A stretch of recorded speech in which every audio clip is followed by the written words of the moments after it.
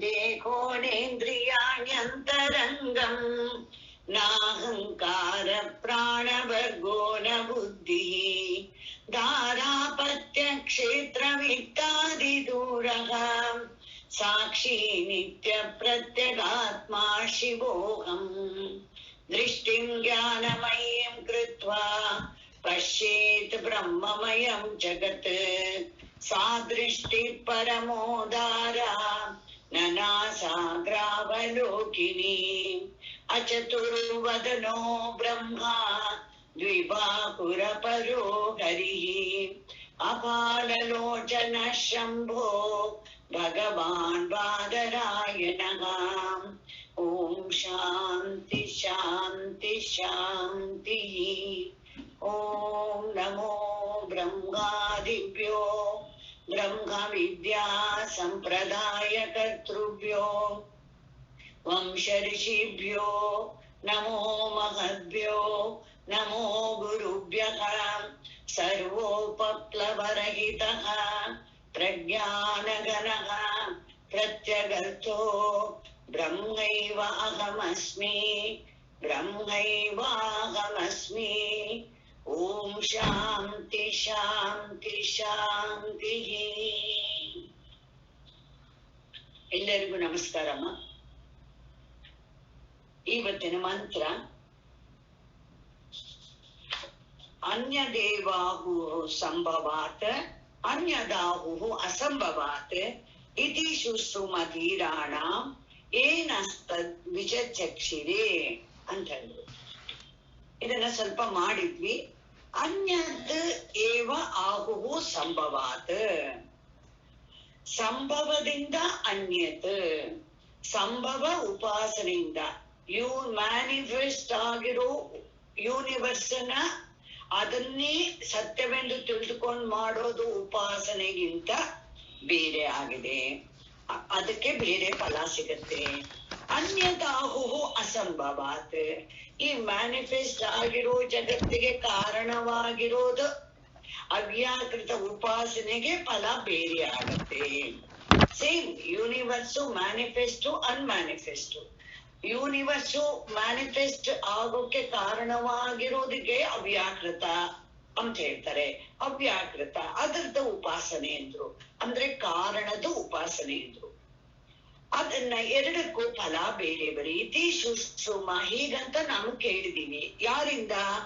ಧೀರಾಣ, ತುಂಬಾ ಬುದ್ಧಿವಂತರು, ತುಂಬಾ ವಿಚಾರವಾದಿಗಳು, ವೇದಗಳ ತಾತ್ಪರ್ಯವನ್ನ ತಿಳಿದವರು ಅಂತವ್ರಿಂದ ನಾವು ಕೇಳಿದೀವಿ. ಏನಂತ ಕೇಳಿದೀವಿ? ಇದು ಅವರು ವಿಚಕ್ಷಿರಿ, ಎರಡಕ್ಕೂ ಫಲಗಳು ಬೇರೆ ಅಂತ ಹೇಳ್ತಾರೆ. ಎರಡಕ್ಕೂ ಫಲ ಬೇರೆ ಬೇರೆ ಇದೆ ಅಂತ. ಇವಾಗ ಭಾಷೆ ನೋಡಿ. ಅನ್ಯದೇವ ಅಂದ್ರೆ ಪೃಥಗೇವ, ಬೇರೆ ಬೇರೆ ಆಗಿದೆ. ಆಹುಹು ಫಲಂ ಸಂಭವಾತ್ ಸಂಭೂತೆ, ಅದಕ್ಕೆ ಫಲ ಸಂಭೂತಿ ಉಪಾಸನೆಗೆ ಮ್ಯಾನಿಫೆಸ್ಟ್ ಆಗಿರೋ ಯೂನಿವರ್ಸ್ ಪ್ರಪಂಚಕ್ಕೆ, ಈ ವ್ಯಾಕೃತವಾಗಿರುವ ಪ್ರಪಂಚವನ್ನು ಉಪಾಸನೆ ಮಾಡಿದ್ರೆ ಅದಕ್ಕೆ ಫಲನೇ ಬೇರೆ ಇದ್ರು. ಇಲ್ಲ ವ್ಯಾಕೃತವಾಗಿರೋ ಉಪಾಸನೆ ಅಂತಂದ್ರೆ ಯಾರು ಉಪಾಸನೆ ಅಂದ್ರೆ ಕಣ್ಣಿಗೆ ಕಾಣಿಸುವ ಸಗುಣ ಬ್ರಹ್ಮನ ಉಪಾಸನೆಗೆ ಸಂಭೂತಿ ಉಪಾಸನೆ ಅಂತ ಹೆಸರು. ಸಗುಣ ಬ್ರಹ್ಮ ಅಂತಂದ್ರೆ ಹಿರಣ್ಯ ಗರ್ಭ, ಕ್ರಿಯೇಟರ್, ಸೃಷ್ಟಿಕರ್ತ ಅಂತ ಹೇಳ್ತೀವಲ್ಲ ಅವನನ್ನ. ಇವಾಗ ಆ ಹಿರಣ್ಯ ಗರ್ಭನ ಉಪಾಸನೆಯಿಂದ ಏನ್ ಸಿಗತ್ತೆ? ಅದು ನಮ್ಗೆ ಕಾರ್ಯ ಬ್ರಹ್ಮ ಅಂತಾನು ಹೆಸರು. ಹಿರಣ್ಯ ಗರ್ಭನಿಗೆ ಬ್ರಹ್ಮ, ಚತುರ್ಮುಖ ಬ್ರಹ್ಮನಿಗೆ ಕಾರ್ಯ ಬ್ರಹ್ಮ ಅಂತ ಹೆಸರು. ಯಾಕೆ ಕಾರ್ಯ ಬ್ರಹ್ಮ ಅಂತ ಹೆಸರು ಬಂತು ಅಂತಂದ್ರೆ ಅವನ ಸೃಷ್ಟಿಯನ್ನು ಸೃಷ್ಟಿ ಮಾಡೋದಕ್ಕೆ ಕಾರಣವಾಗಿರುವುದರಿಂದ ಅದಕ್ಕೆ ಅವನ ಉಪಾಸನೆಯಿಂದ ಏನು ಬರುತ್ತೆ ಮನುಷ್ಯನಿಗೆ ಅಂತಂದ್ರೆ ಅಣಿಮಾದಿ ಐಶ್ವರ್ಯ ಲಕ್ಷಣಂ ವ್ಯಾಖ್ಯಾತವಂತ ಇತ್ಯರ್ಥ. ಅಣಿಮ ಮುಂತಾದ ಐಶ್ವರ್ಯಗಳು ಬರುತ್ತೆ, ಸಿದ್ಧಿಗಳು ಬರುತ್ತೆ ಮನುಷ್ಯನಿಗೆ. ಅವನು ಮಾಡುವ ವಿಚಾರದಿಂದ, ಅವನು ಮಾಡುವ ತಪಸ್ಸಿನಿಂದ, ಅವನು ಮಾಡುವ ಶಾಸ್ತ್ರದಲ್ಲಿ ಹೇಳಿರುವ ರೀತಿ ನಡ್ಕೊಂಡಿರೋದ್ರಿಂದ ಈ ಪ್ರಪಂಚದಲ್ಲಿ ಅವನಿಗೆ ಬೇಕಾದಷ್ಟು ಸಿದ್ಧಿಗಳು ಬರುತ್ತೆ. ಇದು ಯಾವುದು ಅಣಿಮಾದಿ ಸಿದ್ಧಿಗಳು ಅಂತಂದ್ರೆ, ಅಣಿಮ ಅಂದ್ರೆ ತೀರಾ ಸಣ್ಣಗಾಗೋದು, ತುಂಬಾ ತುಂಬಾ ಚಿಕ್ಕದಾಗೋದು. ಮಹಿಮಾ ಎರಡನೇದು, ಮಹಿಮಾ ತುಂಬಾ ದೊಡ್ಡದಾಗೋದು. ಒಂದು ತುಂಬಾ ಸಣ್ಣ ಆಗೋದು ಅಣಿಮಾ ಅಂದ್ರೆ, ಮಹಿಮಾ ಅಂದ್ರೆ ತುಂಬಾ ದೊಡ್ಡದಾಗೋದು. ಆಮೇಲೆ ಗರಿಮಾ ಅಂದ್ರೆ ತುಂಬಾ ಹೆವಿ ಆಗೋದು, ಸಿಕ್ಕಾಪಟ್ಟೆ ಹೆವಿ ಆಗೋದು, ಅದಕ್ಕೆ ಗರಿಮಾ ಅಂತ ಹೆಸರು. ಲಘಿಮಾ ಅದಕ್ಕೆ ಆಪೋಸಿಟ್ ಆಗಿ ತೀರಾ ಲೈಟ್ ಆಗಿರೋದು, ಹತ್ತಿಗಿಂತ ಲೈಟ್ ಆಗಿರೋದು. ಸೊ 4 ಆಯ್ತು. ಅಣಿಮಾ ಅಂದ್ರೆ ತೀರಾ ಸಣ್ಣಗಾಗೋದು, ಮಹಿಮಾ ಅಂದ್ರೆ ತೀರಾ ದೊಡ್ಡವನಾಗೋದು, ಗರಿಮಾ ಅಂದ್ರೆ ತುಂಬಾ ಹೆವಿ ಆಗೋದು, ಲಘಿಮಾ ಅಂದ್ರೆ ತೀರಾ ಹಗುರವಾಗೋದು, ಪ್ರಾಪ್ತಿ ಅಂದ್ರೆ ಎಷ್ಟು ದೂರದಲ್ಲಿದ್ರು ವಸ್ತುನ ಮುಟ್ಟೋದು, ಅದನ್ನ ಪಡ್ಕೊಳ್ಳೋಕೆ ಈಸಿಯಾಗಿ ಆಗೋದು. ಪ್ರಾಪ್ತಿ ಅಂದ್ರೆ ತುಂಬಾ ದೂರದಲ್ಲಿರೋ ವಸ್ತು ಕೂಡ ವಿ ಕ್ಯಾನ್ ಅಟೈನ್ ಇಟ್, ಹೊಂದಬಹುದು. ಆಮೇಲೆ ಪ್ರಾಕಾಮ್ಯ ಅಂದ್ರೆ ಸಂಕಲ್ಪ ಮಾತ್ರದಿಂದಲೇ ಎಲ್ಲೋ ಸಿಕ್ಬಿಡುತ್ತೆ ಅವನಿಗೆ, ಪ್ರಕೃತಿಯಿಂದಲ್ಲ ಏನ್ ಆಸೆ ಪಡ್ತಾನೋ ಎಲ್ಲ ಸಿಗತ್ತೆ. ಆಮೇಲೆ ಈಶಿತ್ವಂ ಯಾವುದನ್ನ ಬೇಕಾದ್ರೂ ತನ್ನ ಅಧೀನದಲ್ಲಿ ಮಾಡ್ಕೊಳ್ಳೋದು, ಎಲ್ಲವನ್ನು ತನ್ನ ಅಧೀನವಾಗಿ ಇಟ್ಕೊಳ್ಳೋದು, ತನಗೆ ಕೆಲಸ ಮಾಡೋ ಹಾಗೆ ಮಾಡ್ಕೊಳ್ಳೋದು ಈಶಿತ್ವ. ಆಮೇಲೆ ವಶಿತ್ವ ಅಂದ್ರೆ ಶರೀರ ಇಂದ್ರಿಯಗಳನ್ನ ಪೂರ ತನಗೆ ಹೇಳೋಂಗೆ ಕೇಳೋಂಗ್ ನಡ್ಕೊಳ್ಳೋದು. ಒಂದು ಚೂರು ಯಾವುದು ಶರೀರದಲ್ಲಿ ಒಂದು ಅಂಗ ಆಗ್ಲಿ ಒಂದು ಇಂದ್ರಿಯ ಆಗ್ಲಿ ಅವನು ಹೇಳ್ದಂಗೆ ಕೇಳದೆ ಇರೋದಿಲ್ಲ. ವಯಸ್ಸಾಗ್ಬಾರ್ದು ಅಂತ ಹೇಳಿದ್ರೆ ವಯಸ್ಸೇ ಆಗಲ್ಲ ಅವನಿಗೆ, ಅಷ್ಟ್ರ ಮಟ್ಟಿಗೆ ಅವನಿಗೆ ತಪಸ್ ಬರುತ್ತೆ. ಇದಕ್ಕೆ ನಮಗೆ ಬೇಕಾದಷ್ಟು ಉದಾಹರಣೆ ಇದೆ. ಶೌಬರಿ ಋಷಿ ಅಂತಿದ್ರು, ಅವರು 1000 ವರ್ಷ ನೀರಿನ ಕೆಳಗೆ ತಪಸ್ ಮಾಡ್ತಾ ಇದ್ರು. ಅಂತ ತಪಸ್ಸು ಮಾಡ್ತಾ ಇರೋರು ಶೌಬರಿ ಋಷಿಗೆ ಏನ್ ಬಂತು ಅಂತಂದ್ರೆ, ಅವ್ರಿಗೆ ಒಂದಿನ ಮೀನಿನ ಪರಿವಾರವನ್ನು ನೋಡಿದ್ರು.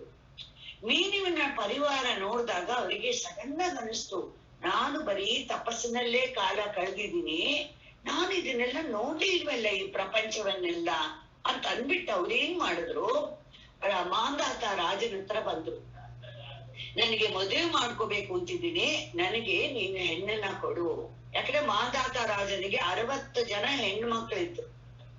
ಅವಾಗ ರಾಜ ನೋಡ್ತಾನೆ, ಇವರು 1000 ವರ್ಷ ನೀರಲ್ಲಿ ತಪಸ್ ಮಾಡಿದ್ದಾನೆ, ಅವರ ಶರೀರ ಹೇಗಿದೆ ನೋಡ್ಕೊಳ್ಳಿ. ಆದ್ರೆ ಅವನು ಹೇಳೋಕ್ಕೂ ಭಯ, ಯಾಕಂದ್ರೆ ಋಷಿ ಅವನು ಶಾಪ ಕೊಟ್ಬಿಟ್ರೆ ರಾಜ್ಯ ಎಲ್ಲ ಹಾಳಾಗ್ಬಿಡತ್ತೆ. ಅವಾಗ ಒಂದು ಮಾತು ಹೇಳ್ದ, ನೋಡಿ ನಿಮ್ಮನ್ನ ಅಂತಃಪುರಕ್ಕೆ ಕಳಿಸ್ತೀನಿ, ಅಲ್ಲಿ ಯಾವ ಹೆಣ್ಣು ನಿಮ್ಮನ್ನು ಮದುವೆ ಮಾಡ್ಕೋತೀನಿ ಅಂತಾಳೋ ಅವಳನ್ನ ಕೊಟ್ಟು ನಿಮಗ್ ಮದುವೆ ಮಾಡ್ತೀನಿ ಅಂತ ಹೇಳ್ದ. ಸರಿ ಬಿಟ್ಟು ಇವಾಗ ಇವ್ರು ಬರ್ತಾರೆ. ಇವಾಗ ಶೌಬರಿ ಋಷಿಗೆ ಗೊತ್ತಾಯ್ತು, ಓಹೋ ನನ್ನ ಶರೀರವನ್ನು ನೋಡಿ ರಾಜನಿಗೂ ಇದಿದೆ ಅಂತ. 1 ಸೆಕೆಂಡ್ ಅಲ್ಲಿ ಅವನು ನವಯುವಕನಾಗ್ಬಿಟ್ಟ. ಹಿ ಬಿಕೇಮ್ ಯೂತ್, ಅಷ್ಟು ಸುಂದರವಾಗ್ಬಿಟ್ಟ. ಅಂತಃಪುರಕ್ಕೆ ಹೋದ್ರೆ 60 ಜನನು ಎದ್ರು ನಾನೇ ಇವನ್ನ ಮದುವೆ ಮಾಡ್ಕೊಳ್ತೀನಿ. ಸೊ ಇವನಿಂದ ನೋ ಪ್ರಾಬ್ಲಮ್, ನಾನು 60 ಜನನೂ ಮದುವೆ ಮಾಡ್ಕೊಳ್ತೀನಿ ಅಂತ ಮದುವೆ ಮಾಡ್ಕೊಂಡ. 60 ಜನಕ್ಕೆ ಅವರ ಬರೀ ಸಂಕಲ್ಪ ಮಾತ್ರದಿಂದ ಏನದು ಪ್ರಾಕಾಮ್ಯ, ಒಬ್ಬೊಬ್ಬರಿಗೂ ಒಂದೊಂದು ಮನೆ, ಒಂದು ದೊಡ್ಡ ದೊಡ್ಡ ಮಹಲ್ ಮಾಡ್ಬಿಟ್ಟ. ಆಮೇಲೆ ಯಾರ್ಯಾರಿಗೆ ಏನೇನು ಬೇಕೋ ಪ್ರಾಪ್ತಿ, ಏನೇನು ಈವನ್ ಸ್ವರ್ಗದ ಭೋಗಗಳು ಬೇಕು ಅಂದ್ರೂ ಅದನ್ನು ಅವನು ಅಷ್ಟು ದೂರ ಇರೋದನ್ನು ತಂದು ಕೊಡ್ತಿದ್ದ. ಆ ಪ್ರತಿ ಒಂದನ್ನೂ ಕೊಡ್ತಿದ್ದ. ಸೊ ಹೀಗೆ ಅವನು 60 ಜನರ ಜೊತೆಲಿ ಅವನು ತಪಸ್ಸಿನ ಫಲದಿಂದ ಎಲ್ಲ ಈ ಸಿದ್ಧಿಗಳಿಂದ ಅವನು ಮಾಡ್ತಾ ಇದ್ದ.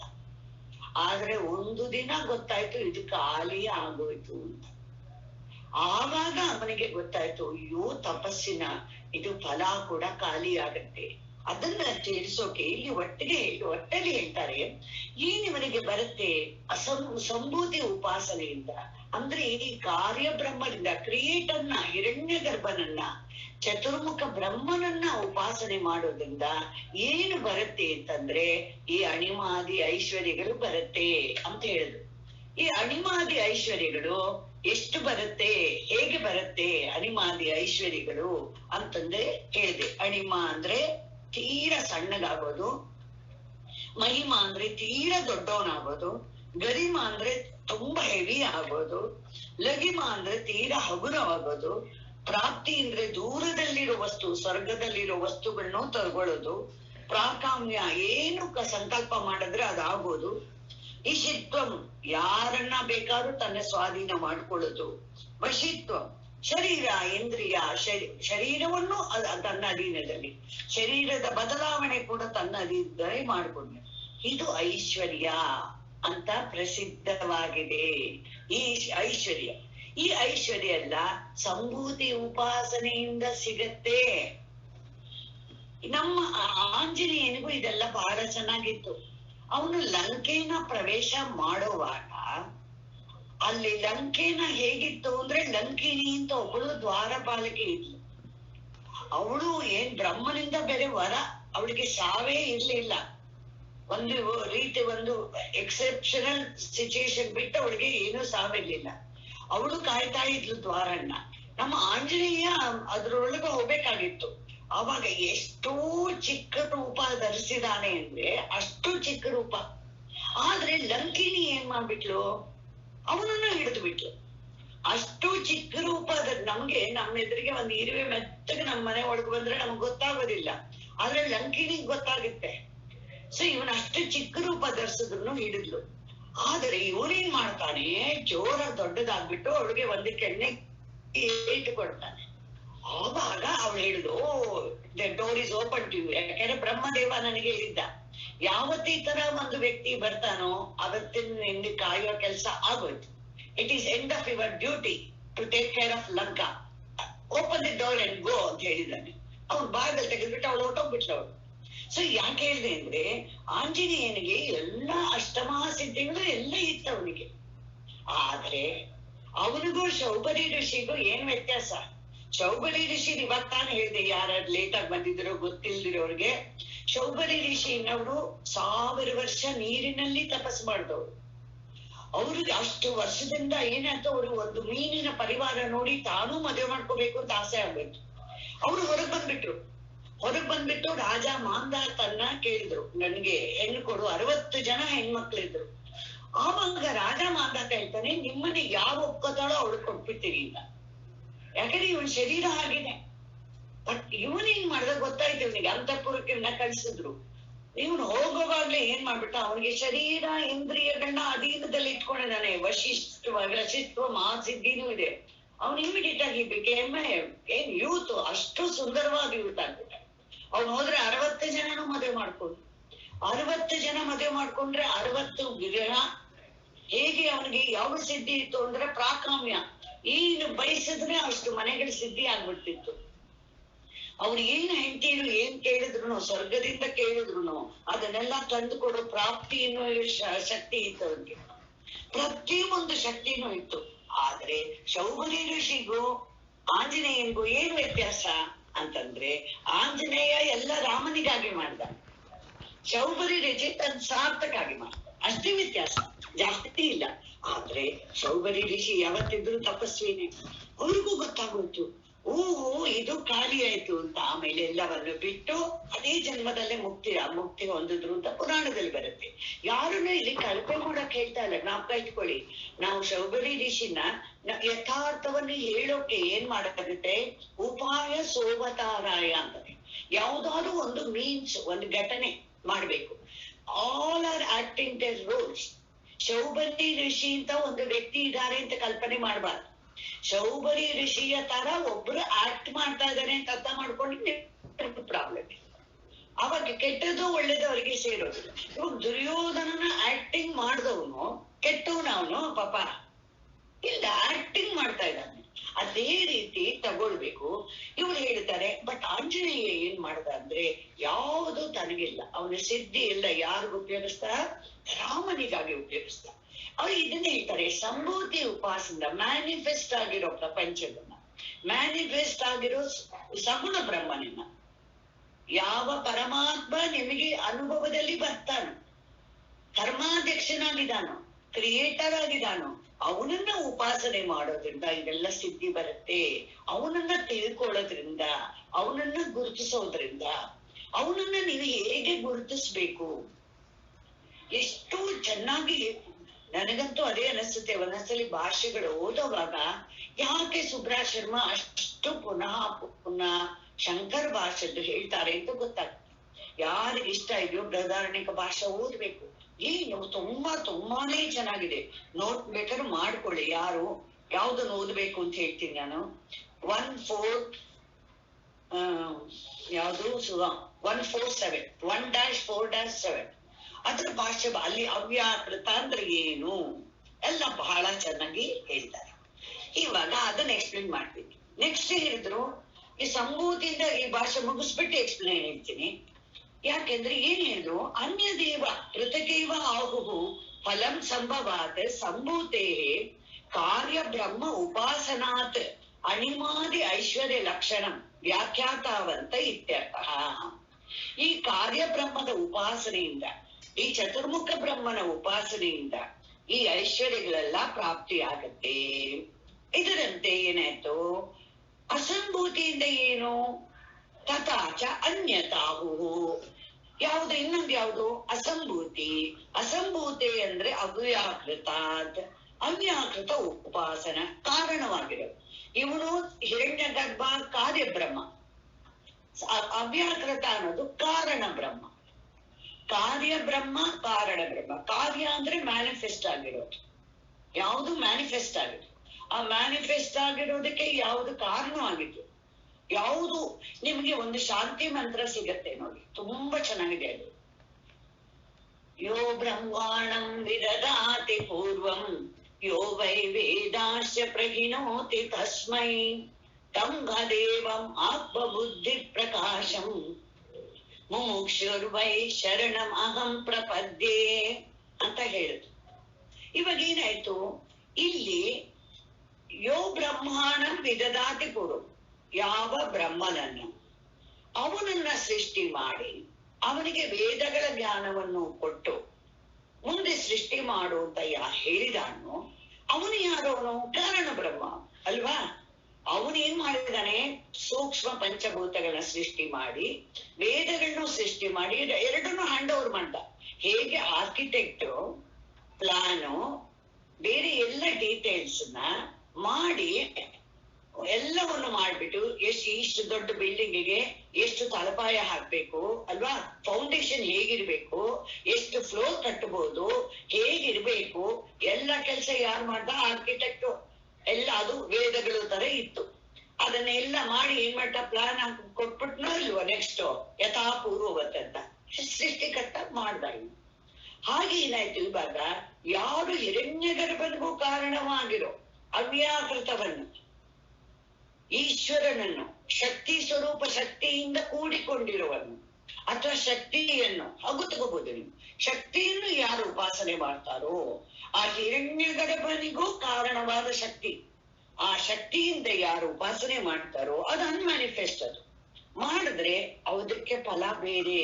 ಅದಕ್ಕೆ ಏನ್ ಫಲ ಸಿಗತ್ತೆ ಅಂತ ಹೇಳಿದ್ರೆ, ಯದುಕ್ತಂ ಅಂಧಂ ತಮ ಪ್ರವಿಶಂತಿ ಇತಿ. ಬಟ್ ಹೇಳಿದೆ ಅಲ್ವಾ, ಅವ್ಯಾಕೃತ ಉಪಾಸನೆ ಇದೆಂದ್ರೆ ಕುರುಡಗತ್ತಲೆಯನ್ನು ಪ್ರವೇಶ ಮಾಡ್ತಾನೆ ಅಂತ. ಅಂಧಂತವ ಪ್ರವೇಶಂತಿ ಇಲ್ಲಿ ಹೇಗಾಗದ್ರೆ ಹೇಗೆ ಅಂದ್ರೆ, ಪ್ರಕೃತ ಲಯ ಇತಿಚ ಪೌರಾಣಿಕೈ ಉಚ್ಯತೆ. ಪುರಾಣವನ್ನು ಬರೆದಂತವ್ರು ಯಾರು, ಪುರಾಣ ಬರೆದವರು ಯಾವ ವೇದವ್ಯಾಸರು ವೇದಗಳನ್ನ ಭಾಗ ಮಾಡಿದ್ರು, ಬ್ರಹ್ಮಸೂತ್ರವನ್ನು ಬರೆದ್ರು, ಅದೇ ವೇದವ್ಯಾಸರು ನಮ್ಗೆ ಪುರಾಣಗಳನ್ನು ಬರೆದಿದ್ದಾರೆ. ಅವರು ಏನ್ ಹೇಳ್ತಾರೆ, ಅವರು ವಿಚಚಕ್ಷಿರೆ, ಅವರು ವ್ಯಾಕೃತ ಅವ್ಯಾಕೃತ ಉಪಾಸನೆಗೆ ಫಲ ಹೇಳ್ತಾರೆ. ಇವಾಗ ಪೌರಾಣಿಕರು ಏನ್ ಹೇಳಿದ್ರು, ಪ್ರಕೃತಿ ಲಯ ಅಂದ್ರು. ಪ್ರಕೃತಿ ಲಯ ಅಂದ್ರೆ ಏನು, ಫುಟ್ ನೋಟಲ್ಲಿ ಕೊಡ್ತಾರೆ. ಪ್ರಕೃತಿ ಲಯ ಅಂದ್ರೆ ಅವ್ಯಾಕೃತವೆಂಬ ಅವ್ಯಕ್ತದಲ್ಲಿ ಸೇರಿ ಹೋಗುವುದು, ಆ ಶಕ್ತಿ ರೂಪಿಣಿಯಾಗಿರೋದಲ್ಲಿ ಸೇರಿಬಿಡೋದು, ಆ ಪರಮಾತ್ಮನ ಶಕ್ತಿಯಲ್ಲಿ ಹೋಗಿ ಸೇರೋದು. ಹೇಗೆ ಸೇರೋದು, ನಾವು ನಿದ್ರೆಯಲ್ಲಿ ಹೋಗಿ ಸೇರುವಂತೆ, ನಾವು ಸುಷುಪ್ತಿಯಲ್ಲಿ ಹೇಗೆ ಪರಮಾತ್ಮನನ್ನು ಯಾವ ರೂಪದಿಂದ ಸೇರ್ತೀವಿ, ಆ ಶಕ್ತಿ ರೂಪ. ಯಾಕೆ ಶಕ್ತಿ ಅಂತ ಹೇಳ್ಬೇಕು, ಬೀಜ ಇದೆಯಲ್ಲ. ಹೇಗೆ ಹೋಗ್ತೀವಿ ನಾವು ಅಂದ್ರೆ, ಇವಾಗ ಒಂದು ವಸ್ತುನ, ಒಂದು ಉಂಗ್ರ ಇದೆ ನಿಮ್ಮ ಹತ್ರ, ಅದು ಉಪ್ಪು ನೀರಿರ್ಬೋದು. ಆ ಉಂಗ್ರನ ಒಂದು ಪ್ಲಾಸ್ಟಿಕ್ ಡಬ್ಬ, ಅದಕ್ಕೆ ಇನ್ನೊಂದು ಡಬ್ಬ, ಅದಕ್ಕೆ ಇನ್ನೊಂದು ಸೀಲ್ ಹಾಕ್ಬಿಟ್ಟು ಒಳಗೆ ಹಾಕ್ಬಿಟ್ರೆ ಹೇಗಿರುತ್ತೆ, ಹಾಗೆ ಈಸಿಯಾಗಿ ತೆಗಿಬೋದೋ ಇಲ್ವಾ. ಆ ರೀತಿ ಏನಾಗುತ್ತೆ, ಇಟ್ ಇಸ್ ಕವರ್ಡ್ ವಿತ್ ಇದು ಏನಾಯ್ತು, ಅದಕ್ಕೆ ಬೀಜ ಅಂತ ಹೇಳ್ತಾರೆ. ಆ ಬೀಜದಿಂದ ಕವರ್ ಆಗಿರೋದ್ರಿಂದ ಎಚ್ಚರ ಆದ ತಕ್ಷಣ ತಿರುಗು ವಾಪಸ್ಸು ಎಲ್ಲವೂ ಸ್ಟಾರ್ಟ್ ಆಗುತ್ತೆ. ಸೊ ಅಂತ ಪರಮಾತ್ಮ ಅದು ನಿಮ್ಗೆ ಹೇಗಿರುತ್ತೆ ಪ್ರಕೃತಿ ಲಯ ಅಂದ್ರೆ ಯಾವ ದುಃಖವೂ ಇಲ್ಲದೆ ಸುಖವಾಗಿ ಇರೋದು. ಅದಕ್ಕೆ ನಿದ್ರೆ ಅಂದ್ರು ಅಷ್ಟೆ, ಇನ್ನೇನಿಲ್ಲ. ನಿದ್ರೆ ಅಂದ್ರೆ ಯಾವ ದುಃಖ ಇದೆಯಮ್ಮ? ನಿಮಗೆ ನೋವು, ಶರೀರದ ಬಾಧೆಗಳ ದುಃಖ ಇದೆಯಾ? ಕ್ಯಾನ್ಸರ್ ಪೇಷಂಟ್ ಕೂಡ ನಿದ್ದೆ ಬಂದಾಗ ಒಂದು ನೋವು ಇರಲ್ಲ. ಈವನ್ ಪ್ರೆಗ್ನೆಂಟ್ ಇರ್ಬೋದು, ಆ ಡೆಲಿವರಿ ಪೇನು 1 ನಿಮಿಷ ನಿದ್ದೆ ಬಂದಾಗ ಡೆಲಿವರಿ ಪೇನು ಇಲ್ಲ, ಏನೂ ಇರಲ್ಲ ನೋಡಿ. ಆಮೇಲೆ ಹಸಿವು ಬಾಯಾರಿಕೆ ಇರಲ್ಲ, ಶೋಕ ಮೋಹ ಇರಲ್ಲ. ಏನ್ ಹೇಳ್ತಾನೆ ನಮ್ಮ ನಚಿಕೇತ, ಈ ಸ್ಥಿತಿ ಯಾವುದು ಅಂತ ಕೇಳ್ತಾನ ಅವನು. ಏನದು? ಸ್ವರ್ಗೇ ಲೋಕೆ ನ ಭಯಂ ಕಿಂಚ ನಾಸ್ತಿ ನ ತತ್ರ ತ್ವಂ ನ ಜರಯಾಭಿವೇತಿ ಉಭೇತಿ ತ್ವಾ ಅಶನಾಯ ಪಿಪಾಸೆ ಶೋಕಾತಿ ಗೋ ಮೋದತೆ ಸ್ವರ್ಗ ಲೋಕೆ. ಎಷ್ಟು ಚೆನ್ನಾಗಿದೆ ಇದು. ನಿಮ್ಮ ಸುಶುದ್ಧಿಗೂ ಹೆಚ್ಚು ಕಮ್ಮಿ ಹೊಂದುತ್ತೆ. ಯಾಕೆ? ಅಲ್ಲಿಯವರು ಬ್ರಹ್ಮಲೋಕದ ಕೇಳಿರೋದು, ಬಟ್ ಲಕ್ಷಣ ಇದೆಯಲ್ವ ಇಲ್ಲಿ ಅವ್ಯಾಕೃತ ಪ್ರಕೃತಿ ಲಯ ಅಂದ್ರೆ ಏನು ಅಂದ್ರೆ ಒಳ್ಳೆ ನಿದ್ದೆಯಲ್ಲಿ ಮಲಗಿರು. ನಮ್ಗೆ ಇದಕ್ಕೆ ಎಕ್ಸಾಂಪಲ್ ಸಿಗತ್ತಾ ಅಂದ್ರೆ ತಿರುಗೂ ಪುರಾಣಕ್ಕೆ ಹೋಗ್ಬೇಕು ನೀವು. ಅಣಿಮಾದಿ ಐಶ್ವರ್ಯಗಳಿಗೆ ಹೇಗೆ ಶೌಬರಿ ಋಷಿ ಹೇಳಿದ್ನೋ, ಈ ಪ್ರಕೃತಿ ಲಯಕ್ಕೆ ಮುಚುಕುಂದ ಮುನಿನೇ ಹೇಳ್ಬೇಕು ನಾವು. ಆ ಮುಚುಕುಂದಿ ಮುನಿ ಅಲ್ಲಿ ಸತ್ಯಯುಗದಲ್ಲಿ ಅವ್ರಿಗೆ ಸಹಾಯ ಮಾಡಿ ಮಲಗಿದ್ದು, ಎದ್ದಿದ್ದು ದ್ವಾಪರ ಯುಗದ ಕೊನೆಯಲ್ಲಿ. ಎಷ್ಟು ಲಕ್ಷಾಂತರ ವರ್ಷಗಳು ಅವ್ರು ಮಲಗಿದ್ರು ಅಂತ ಅದನ್ನ ವಿಷ್ಣು ಪುರಾಣದಲ್ಲಿ ಹೇಳ್ತಾರೆ. ಇದನ್ನ ಹೇಳಿದ್ರು. ಇವಾಗ ನಮ್ಗೆ ಇದು ಎರಡನ್ನು ಯಾಕೆ ಸೇರಿಸ್ಬೇಕು? ಅದಕ್ಕೆ ತುಂಬಾ ಒಳ್ಳೊಳ್ಳೆ ಭಾಷೆ ಸಿಗತ್ತೆ ನಮ್ಗೆ. ಒಂದು ಮಾತ್ರ ಮೊದಲು ನಿಶ್ಚಯ ಮಾಡಿ, ಯಾವುದು ಅನ್ಮ್ಯಾನಿಫೆಸ್ಟ್ ಆಗಿತ್ತು, ಅವ್ಯಾಕೃತವಾಗಿತ್ತು, ಅದೇ ಮ್ಯಾನಿಫೆಸ್ಟ್ ಆಗುತ್ತೆ. ವಾಟ್ ವಾಸ್ ಅನ್ಮ್ಯಾನಿಫೆಸ್ಟ್ ಯೂನಿವರ್ಸ್ ಅಂತ ಹೇಳ್ತೀವೋ ಅದೇ ಮ್ಯಾನಿಫೆಸ್ಟ್ ಯೂನಿವರ್ಸ್ ಆಯ್ತು. ಚೆನ್ನಾಗಿ ನಾವು ಕಾಟ್ಕೋಬೇಕು. ಎರಡು ಬೇರೆ ಬೇರೆ ವಸ್ತು ಇಲ್ಲ. ಅವ್ಯಾಕೃತ ಅನ್ನೋದು ಬೇರೆ ಒಂದು ವಸ್ತು, ವ್ಯಾಕೃತ ಅನ್ನೋದು ಬೇರೆ ಒಂದು ವಸ್ತು ಖಂಡಿತ ಇಲ್ಲ. ಅದಕ್ಕೆ ಶಂಕರಾಚಾರ್ಯರು ಭಾಷ್ಯದಲ್ಲಿ ಏನು ಉದಾಹರಣೆ ಕೊಡ್ತಾರೆ ಅಂದ್ರೆ, ಅವ್ರು ಹೇಳ್ತಾರೆ, ಇದ್ರೊಳಗೆ ಸಮುದ್ರದಲ್ಲಿ ಏನಾಯ್ತು, ನೀರು ನಿರ್ಮಲವಾದ ನೀರಿನಿಂದ ಹೊಳೆಯಾದ ನೊರೆ ಬರುವಂತೆ ವ್ಯಾಕೃತ. ನನ್ಗೆ ಸಡನ್ ಆಗಿ ತಿರುಗು ಸಕ್ಕರೆ ಇದೆ ಹಚ್ಚಿದ್ದೆ ಜ್ಞಾಪಕ ಬಂತು. ನನಗೆ ಯಾರೋ ಒಬ್ರು ಹೇಳ್ಕೊಟ್ಟಿದ್ರು ಸಕ್ಕರೆ ಹಚ್ಚಿ ಹೇಗೆ ಮಾಡ್ಬೇಕು ಅಂತ. ಸಂಕ್ರಾಂತಿಲಿ ಮಾಡ್ತೀವಲ್ಲ, ಅವ್ರು ಹೇಳಿದ್ರು ಸಕ್ಕರೆ ತಗೊಳ್ಳಿ, ಅದನ್ನ ನೀರ್ ಹಾಕಿ ಕೊದಿಸ್ತಾ ಇರಿ, ಆಮೇಲೆ ಏನ್ ಮಾಡಿ ಸ್ವಲ್ಪ ಹಾಲು ಹಾಕಿ ಕೊದಿ ಬಂದಾಗ ಈ ಹಟ್ಟು ಕೊಟ್ಟು 1 ಟೇಬಲ್ ಸ್ಪೂನ್ ಹತ್ರ ಹಾಲು ಹಾಕಿ. ಹಾಲು ಹಾಕಿದ ತಕ್ಷಣ ಏನಾಗುತ್ತೆ, ನೊರೆ ಬರುತ್ತೆ. ಅದು ಕಲರ್ ಇರುತ್ತೆ, ಕಪ್ಪು ಈ ಕಲರ್ ಇರುತ್ತೆ, ಡರ್ಟ್ ಕಲರ್. ಅದನ್ನ ಮೆತ್ತಗೆ ತೆಗೆದು ಬಿಡ್ಬೇಕು, ತಿರುಗು ಒಲೆ ಮೇಲೆ ಇಡ್ಬೇಕು, ತಿರುಗು ಇನ್ನೊಂದ್ಸಲಿಗೆ ಹಾಲು ಹಾಕ್ಬೇಕು, ತಿರುಗು ಹೀಗೆ ತೆಗೆದ್ಬಿಟ್ರೆ ಆಮೇಲೆ ಒಳ್ಳೆ ಏನು ಕೊಳೆ ಇಲ್ಲದೆ ಬ್ಯೂಟಿಫುಲ್ ಆಗಿ ಬರುತ್ತೆ ಸಕ್ಕರೆ ಚೂರು. ನಂಗೆ ಅದೇ ನಾಲ್ಕೋ ಬಂತು. ಇವಾಗ ಈ ಪ್ರಪಂಚ ಹೇಗ್ ಬಂದಿದೆ ಅಂದ್ರೆ ಶಂಕರಾಚಾರ್ಯರು ಒಂದು ಎಕ್ಸಾಂಪಲ್ ಕೊಡ್ತಾರೆ. ಹೇಗೆ ಶುದ್ಧವಾದ ನೀರಿನಿಂದ ಅಲೆ ತರ ಬರುತ್ತೋ ಇಲ್ವೋ, ಅಲೆ ಎಲ್ಲವನ್ನು, ಅದಕ್ಕೆ ಅಲೆ ತರ ಹೊರಗೆಲ್ಲ ತಗೊಂಡ್ ಬಂದ್ ಹಾಕೋದು, ಕಸ ಇಲ್ಲ ನಿಮ್ಗೆ ಅಲ್ವಾ. ಸಮುದ್ರದಲ್ಲಿ ಪರ್ಟಿಕ್ಯುಲರ್ ನೀವು ಗಣೇಶನ ಹಬ್ಬ ಆದ್ ಮತ್ತೆ ನಾವು ಬಾಂಬೆಗೆ ಬೀಚ್ಗೆ ಹೋಗಿದ್ರೆ ನಮ್ಗೆ ಕಾಲ್ಗೆ ಏನ್ ಸಿಕ್ತಿತ್ತು, ಗಣಪತಿ ತಲೆ, ಗಣಪತಿ ಸೊಂಡಲು, ಗಣಪತಿ ಕಾಲು ಎಲ್ಲ ಚೂರ್ ಸಿಗ್ತಿದ್ರು. ಯಾವ್ದು ತಂದು ಹಾಕ್ತು ಹೊರಗಡೆ, ಅವ್ರೇನು ಒಳಗೋಗ ತುಂಬಾ ದೂರ ಬಿಟ್ಟಿದ್ರು. ಬಟ್ ಅಲೆ ಏನ್ ಮಾಡ್ತು, ಒಂದೊಂದುನು ತಂದು ಹಾಕ್ತಾರೆ. ಅದಕ್ಕೆ ಇಲ್ಲಿ ನೀವು ಏನ್ ನಿಶ್ಚಯ ಮಾಡ್ಬೇಕು ಅಂದ್ರೆ, ಯಾವುದು ಅವ್ಯಾಕೃತನೋ ಅದೇ ವ್ಯಾಕೃತ, ಎರಡು ಇಲ್ಲ, ನಾವ್ ಕಟ್ಕೋಬೇಕು. ಶಂಕರಾಚಾರ್ಯ ಹೇಳಿದ್ರು ಯಾವುದು ಒಂದೇ ವಸ್ತು ಕಾರಣನೂ ಆಗಿದೆ ಕಾರ್ಯವೂ ಆಗಿದೆ ಅಂತ.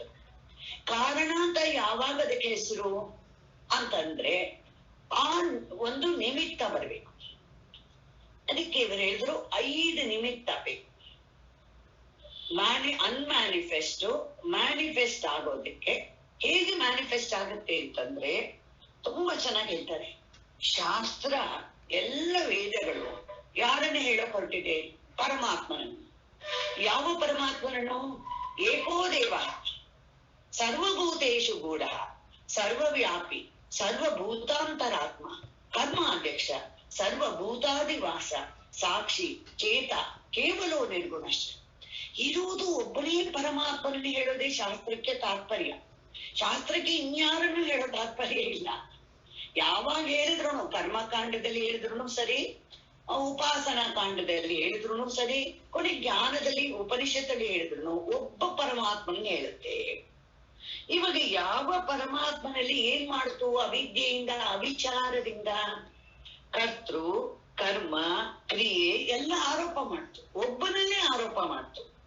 ಮಾಡಿದ ತಕ್ಷಣ ಏನಾಯ್ತು? ಇವಾಗ ಯಾವುದು ಅವ್ಯಾಕೃತವಾಗಿತ್ತೋ ಅದು ಬಿಡಿ ಬಿಡಿಯಾಗಿ ಕಾಣಿಸ್ಕೊಳ್ಳಕ್ ಶುರು ಆಯ್ತು. ಎಲ್ಲಿವರೆಗೂ ಬಿಡಿ ಅಂದ್ರೆ ವ್ಯಕ್ತಿಗಳಾಗೋ ತನಕ ಬಂದ್ಬಿಟ್ಟು, ಇದು ಒಬ್ಬ, ಇದೊಬ್ಬ, ಇದು ಒಂದು ನಾಯಿ, ಇದು ಇನ್ನೊಂದು ನಾಯಿ, ಇದು ಒಂದು ಇಲಿ, ಇದು ಇನ್ನೊಂದು ಇಲಿ, ಇದು ಒಂದು ಮೊಟ್ಟೆ, ಇದು ಇನ್ನೊಂದು ಮೊಟ್ಟೆ, ಅಷ್ಟ್ರ ಮಟ್ಟಿಗೆ ಬೇರೆ ಬೇರೆ ಬೇರೆ ಆಗೋ ತನಕ ಬಂದ್ಬಿಟ್ಟು. ಅದಕ್ಕೆ 5 ಕಾರಣ ಹೇಳ್ತಾರೆ ಹೇಗೆ ಅನ್ಮ್ಯಾನಿಫೆಸ್ಟ್ ಮ್ಯಾನಿಫೆಸ್ಟ್ ಆಯ್ತು. ಮೊದಲನೇ ಕಾರಣ ನಿಯಂತ್ರು. 5 ಇದ್ದೇ ಇರ್ಬೇಕು. ನಿಯಂತ್ರು ಅಂದ್ರೆ ಯಾರು? ಈಶ್ವರ. ಈಶ್ವರ ಯಾಕೆ ನಿಮಿತ್ತ ಆಗಬೇಕು? ಯಾವುದನ್ನೇ ಕ್ರಿಯೇಷನ್ ಆಗೋಕೆ ನೀವ್ ಯಾವಾಗ್ಲೂ ಹೇಳ್ತಿರಲ್ಲ, ಕರ್ಮದಿಂದಲೇ ಆಗೋದು, ಕರ್ಮದಿಂದಲೇ ಆಗೋದು ಅಂತ. ಕರ್ಮ ಏನು ಮಾಡಕ್ಕಾಗಲ್ಲ, ಜಡ ಆಗು. It cannot do anything independently. ಅದಕ್ಕೆ ಮೊದಲು ಒಬ್ಬ ನಿಯಂತ್ರು ಬೇಕು. ಯಾರ್ಯಾರು ಏನೇನು ಕರ್ಮ ಮಾಡಿದ್ರು, ಯಾವಾಗ ಮಾಡಿದ್ರು, ಅವರಿಗೆ ಈ ಜನ್ಮದಲ್ಲಿ ಏನ್ ಫಲ ಕೊಡ್ಬೇಕು, ಅವ್ರು ಎಲ್ಲಿ ಹುಟ್ಟಬೇಕು, ಯಾರ ಜೊತೆಲಿ ಅವ್ರಿಗೆ ಸಂಬಂಧ ಆಗಬೇಕು, ಇದೆಲ್ಲ ಒಬ್ಬ ನಿಯಂತ್ರು ಬೇಕು. ಆ ನಿಯಂತ್ರನ ಕ್ವಾಲಿಫಿಕೇಶನ್ ಏನೊಂದು? ಸರ್ವಜ್ಞ, ಸರ್ವವಿತ್ರ. ಚೆನ್ನಾಗಿ ಜ್ಞಾಪಕ ಇಟ್ಕೊಳ್ಳಿ, ಅವನು ಸರ್ವಜ್ಞನಾಗಿರ್ಬೇಕು, ಅವನಿಗೆ ರಾಗದ್ವೇಷನೇ ಇಲ್ಲದಿರ್ಬೇಕು, ಎಲ್ಲ ಹಿತೈಷಿ ಆಗಿರ್ಬೇಕು, ಎಲ್ಲರಿಗೂ ಅಂತರ್ಯಾಮಿ ಆಗಿರ್ಬೇಕು. ಅಂತವನ ಮಾತ್ರ ನಿಯಂತ್ರು ಆಗೋಕ್ಕಾಗತ್ತೆ. ಅವನಿಗೆ ಏನ್ ಹೆಸರು? ನಿಯಂತ್ರು ಅಂದ್ರೆ ಈಶ್ವರ ಅಂತ ಹೇಳಿದ್ರು. ನೆಕ್ಸ್ಟ್ ಇನ್ನೇನ್ ಬೇಕು? ಈಶ್ವರ ಒಬ್ಬ ಇದ್ರೆ ಸಾಕ? ಕರ್ತೃ. ಹೇಗೆ ಇವಾಗ ತಾನು ಹೇಳಿದ್ರಲ್ಲ, ನೀರಿನಿಂದ ಅಲೆ, ಗಲೀಜ್ ಅಲೆ ಬರೋ ಹಂಗೆ ಬಂತೋ ಇಲ್ವೋ, ಹಾಗೇನಾಯ್ತು? ಜೀವ ಬಂದ. ಯಾವ ಈಶ್ವರನಿಂದಲೇ ಯಾರು ಬಂದಿದ್ದು? ಜೀವ. ಈಶ್ವರ ಅನ್ನೋ ಸಮುದ್ರದಿಂದ ಜೀವ ಅನ್ನೋ ಅಲೆ ಬಂತು. ಈ ಅಲೆಗೆ ಅವನಿಗೆ ಕರ್ತೃ. ಯಾಕೆ? ಅವನು ಅಹಂಕಾರ ಪಡ್ತಾನೆ, ನಾನ್ ಮಾಡಿದ್ದೀನಿ, ನಾನು ಇಷ್ಟು ಪುಣ್ಯ ಮಾಡಿದ್ದೀನಿ, ನನಗೆ ಈ ಫಲ ಬರ್ಬೇಕು, ನಾನು ಈ ಯಜ್ಞ ಮಾಡ್ತೀನಿ, ನನಗೆ ಸ್ವರ್ಗ ಸಿಗ್ಬೇಕು ಅಂತ ಯಾರು ಹೇಳ್ತಾನೋ ಅವನಿಗೆ ಕರ್ತೃ ಅಂದ್ರು. ನಿಯಂತ್ರು ಈಶ್ವರ ಆದ, ಕರ್ತೃ ಜೀವ ಆದ. ಆಮೇಲೆ ಈ ಸಾಧನೆಗಳು ಬೇಕಲ್ಲ. ಸಾಧನೆಗಳು ಅಂದ್ರೆ ಹೊರಗಿನ ಸಾಧನೆಗಳು ಬೇಕು, ಕರೆಕ್ಟಾ? ಹೊರಗಿನ ಸಾಧನೆಗಳೇ ಇಲ್ಲದೆ ಹೇಗೆ? ಪಂಚಭೂತಗಳಿಂದ ಆಗಿರೋದು ಯಾವುದೇ ಒಂದು ಯಜ್ಞ ಮಾಡ್ಬೇಕು, ನಿಮ್ಗೆ ಅಗ್ನಿ ಬೇಕೋ ಇಲ್ವಾ?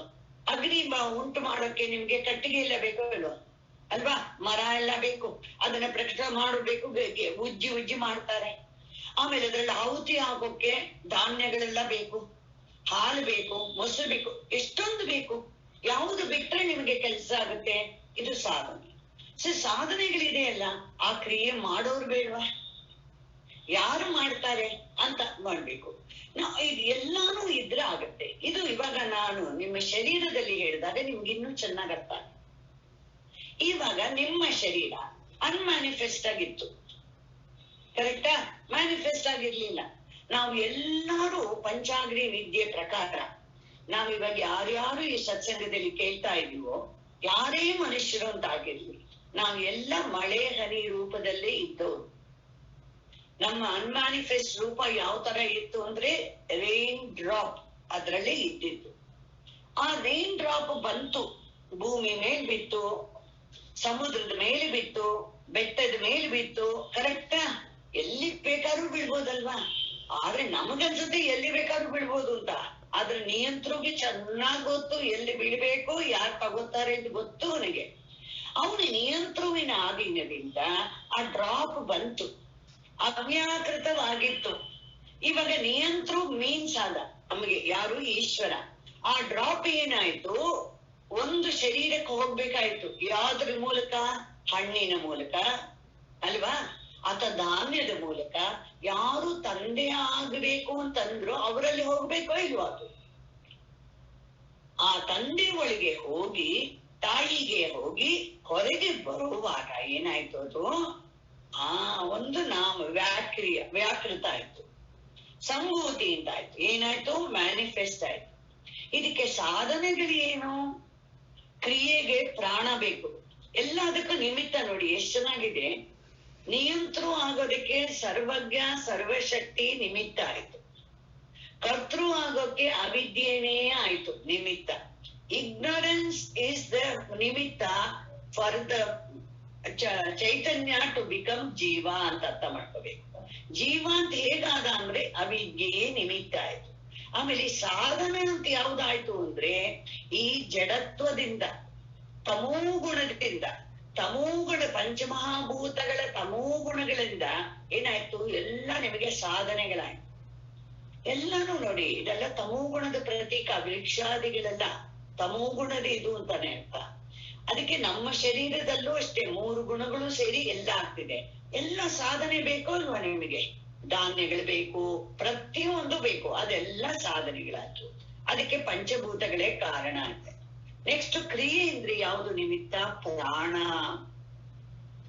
ಆ ಹೊರಗಿನ ವಾಯುನೇ ಏನಾಯ್ತು? ಪ್ರಾಣ ಅನ್ನೋ ರೂಪದಿಂದ ಶರೀರ ಪ್ರವೇಶ ಮಾಡಿದಾಗ ಕ್ರಿಯೆ ಅನ್ನೋದು ಉಂಟಾಯ್ತು.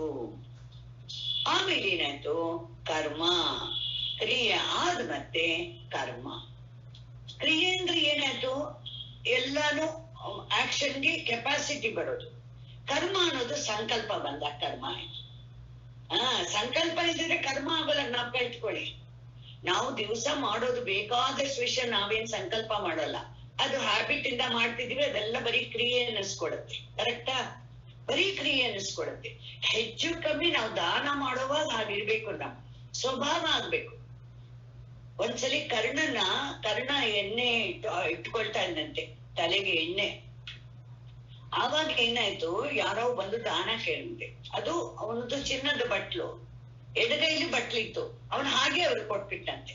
ಯಾರೋ ಹೇಳಿದಂತೆ ಎಡಗೈಲಿ ಯಾಕೆ ದಾನ ಮಾಡಿದ್ರಿ ಅಂತ. ಅವನು ಹೇಳಿದಂತೆ ಬಲಗೈಗೆ ಟ್ರಾನ್ಸ್ಫರ್ ಮಾಡೋ ಅಷ್ಟರಲ್ಲಿ ನನ್ನ ಬುದ್ಧಿ ವಿಲ್ ಇಂಟರ್ಫಿಯರ್. ಕ್ರಿಯೆ ಬಿಕಮ್ಸ್ ಕರ್ಮ. 1 ಸೆಕೆಂಡ್ ಅಲ್ಲಿ ಸಂಕಲ್ಪ ಬಂದ್ಬಿಡುತ್ತೆ ಏನಾದ್ರು. ಅದಕ್ಕೆ I don't want to give any chance. ಕ್ರಿಯೆ ಆಗಿರ್ಬೇಕು, ಸಹಜವಾಗಿರ್ಬೇಕು. ಇನ್ನೊಬ್ಬರು ನೋಡಿದ್ರೆ ಅವ್ರಿಗೆ ಸಹಾಯ ಮಾಡೋದು ನಮ್ಗೆ ಸಹಜವಾಗಿ ಬರ್ಬೇಕು. ಅದು ಅವಾಗ ಅದಕ್ಕೆ ಕರ್ಮ ಗಿರ್ಮ ಅಂತ ಹೆಸರು ಬರೋದನ್ನ ತುಂಬಾ ಚೆನ್ನಾಗಿ ಹೇಳ್ತಾರೆ.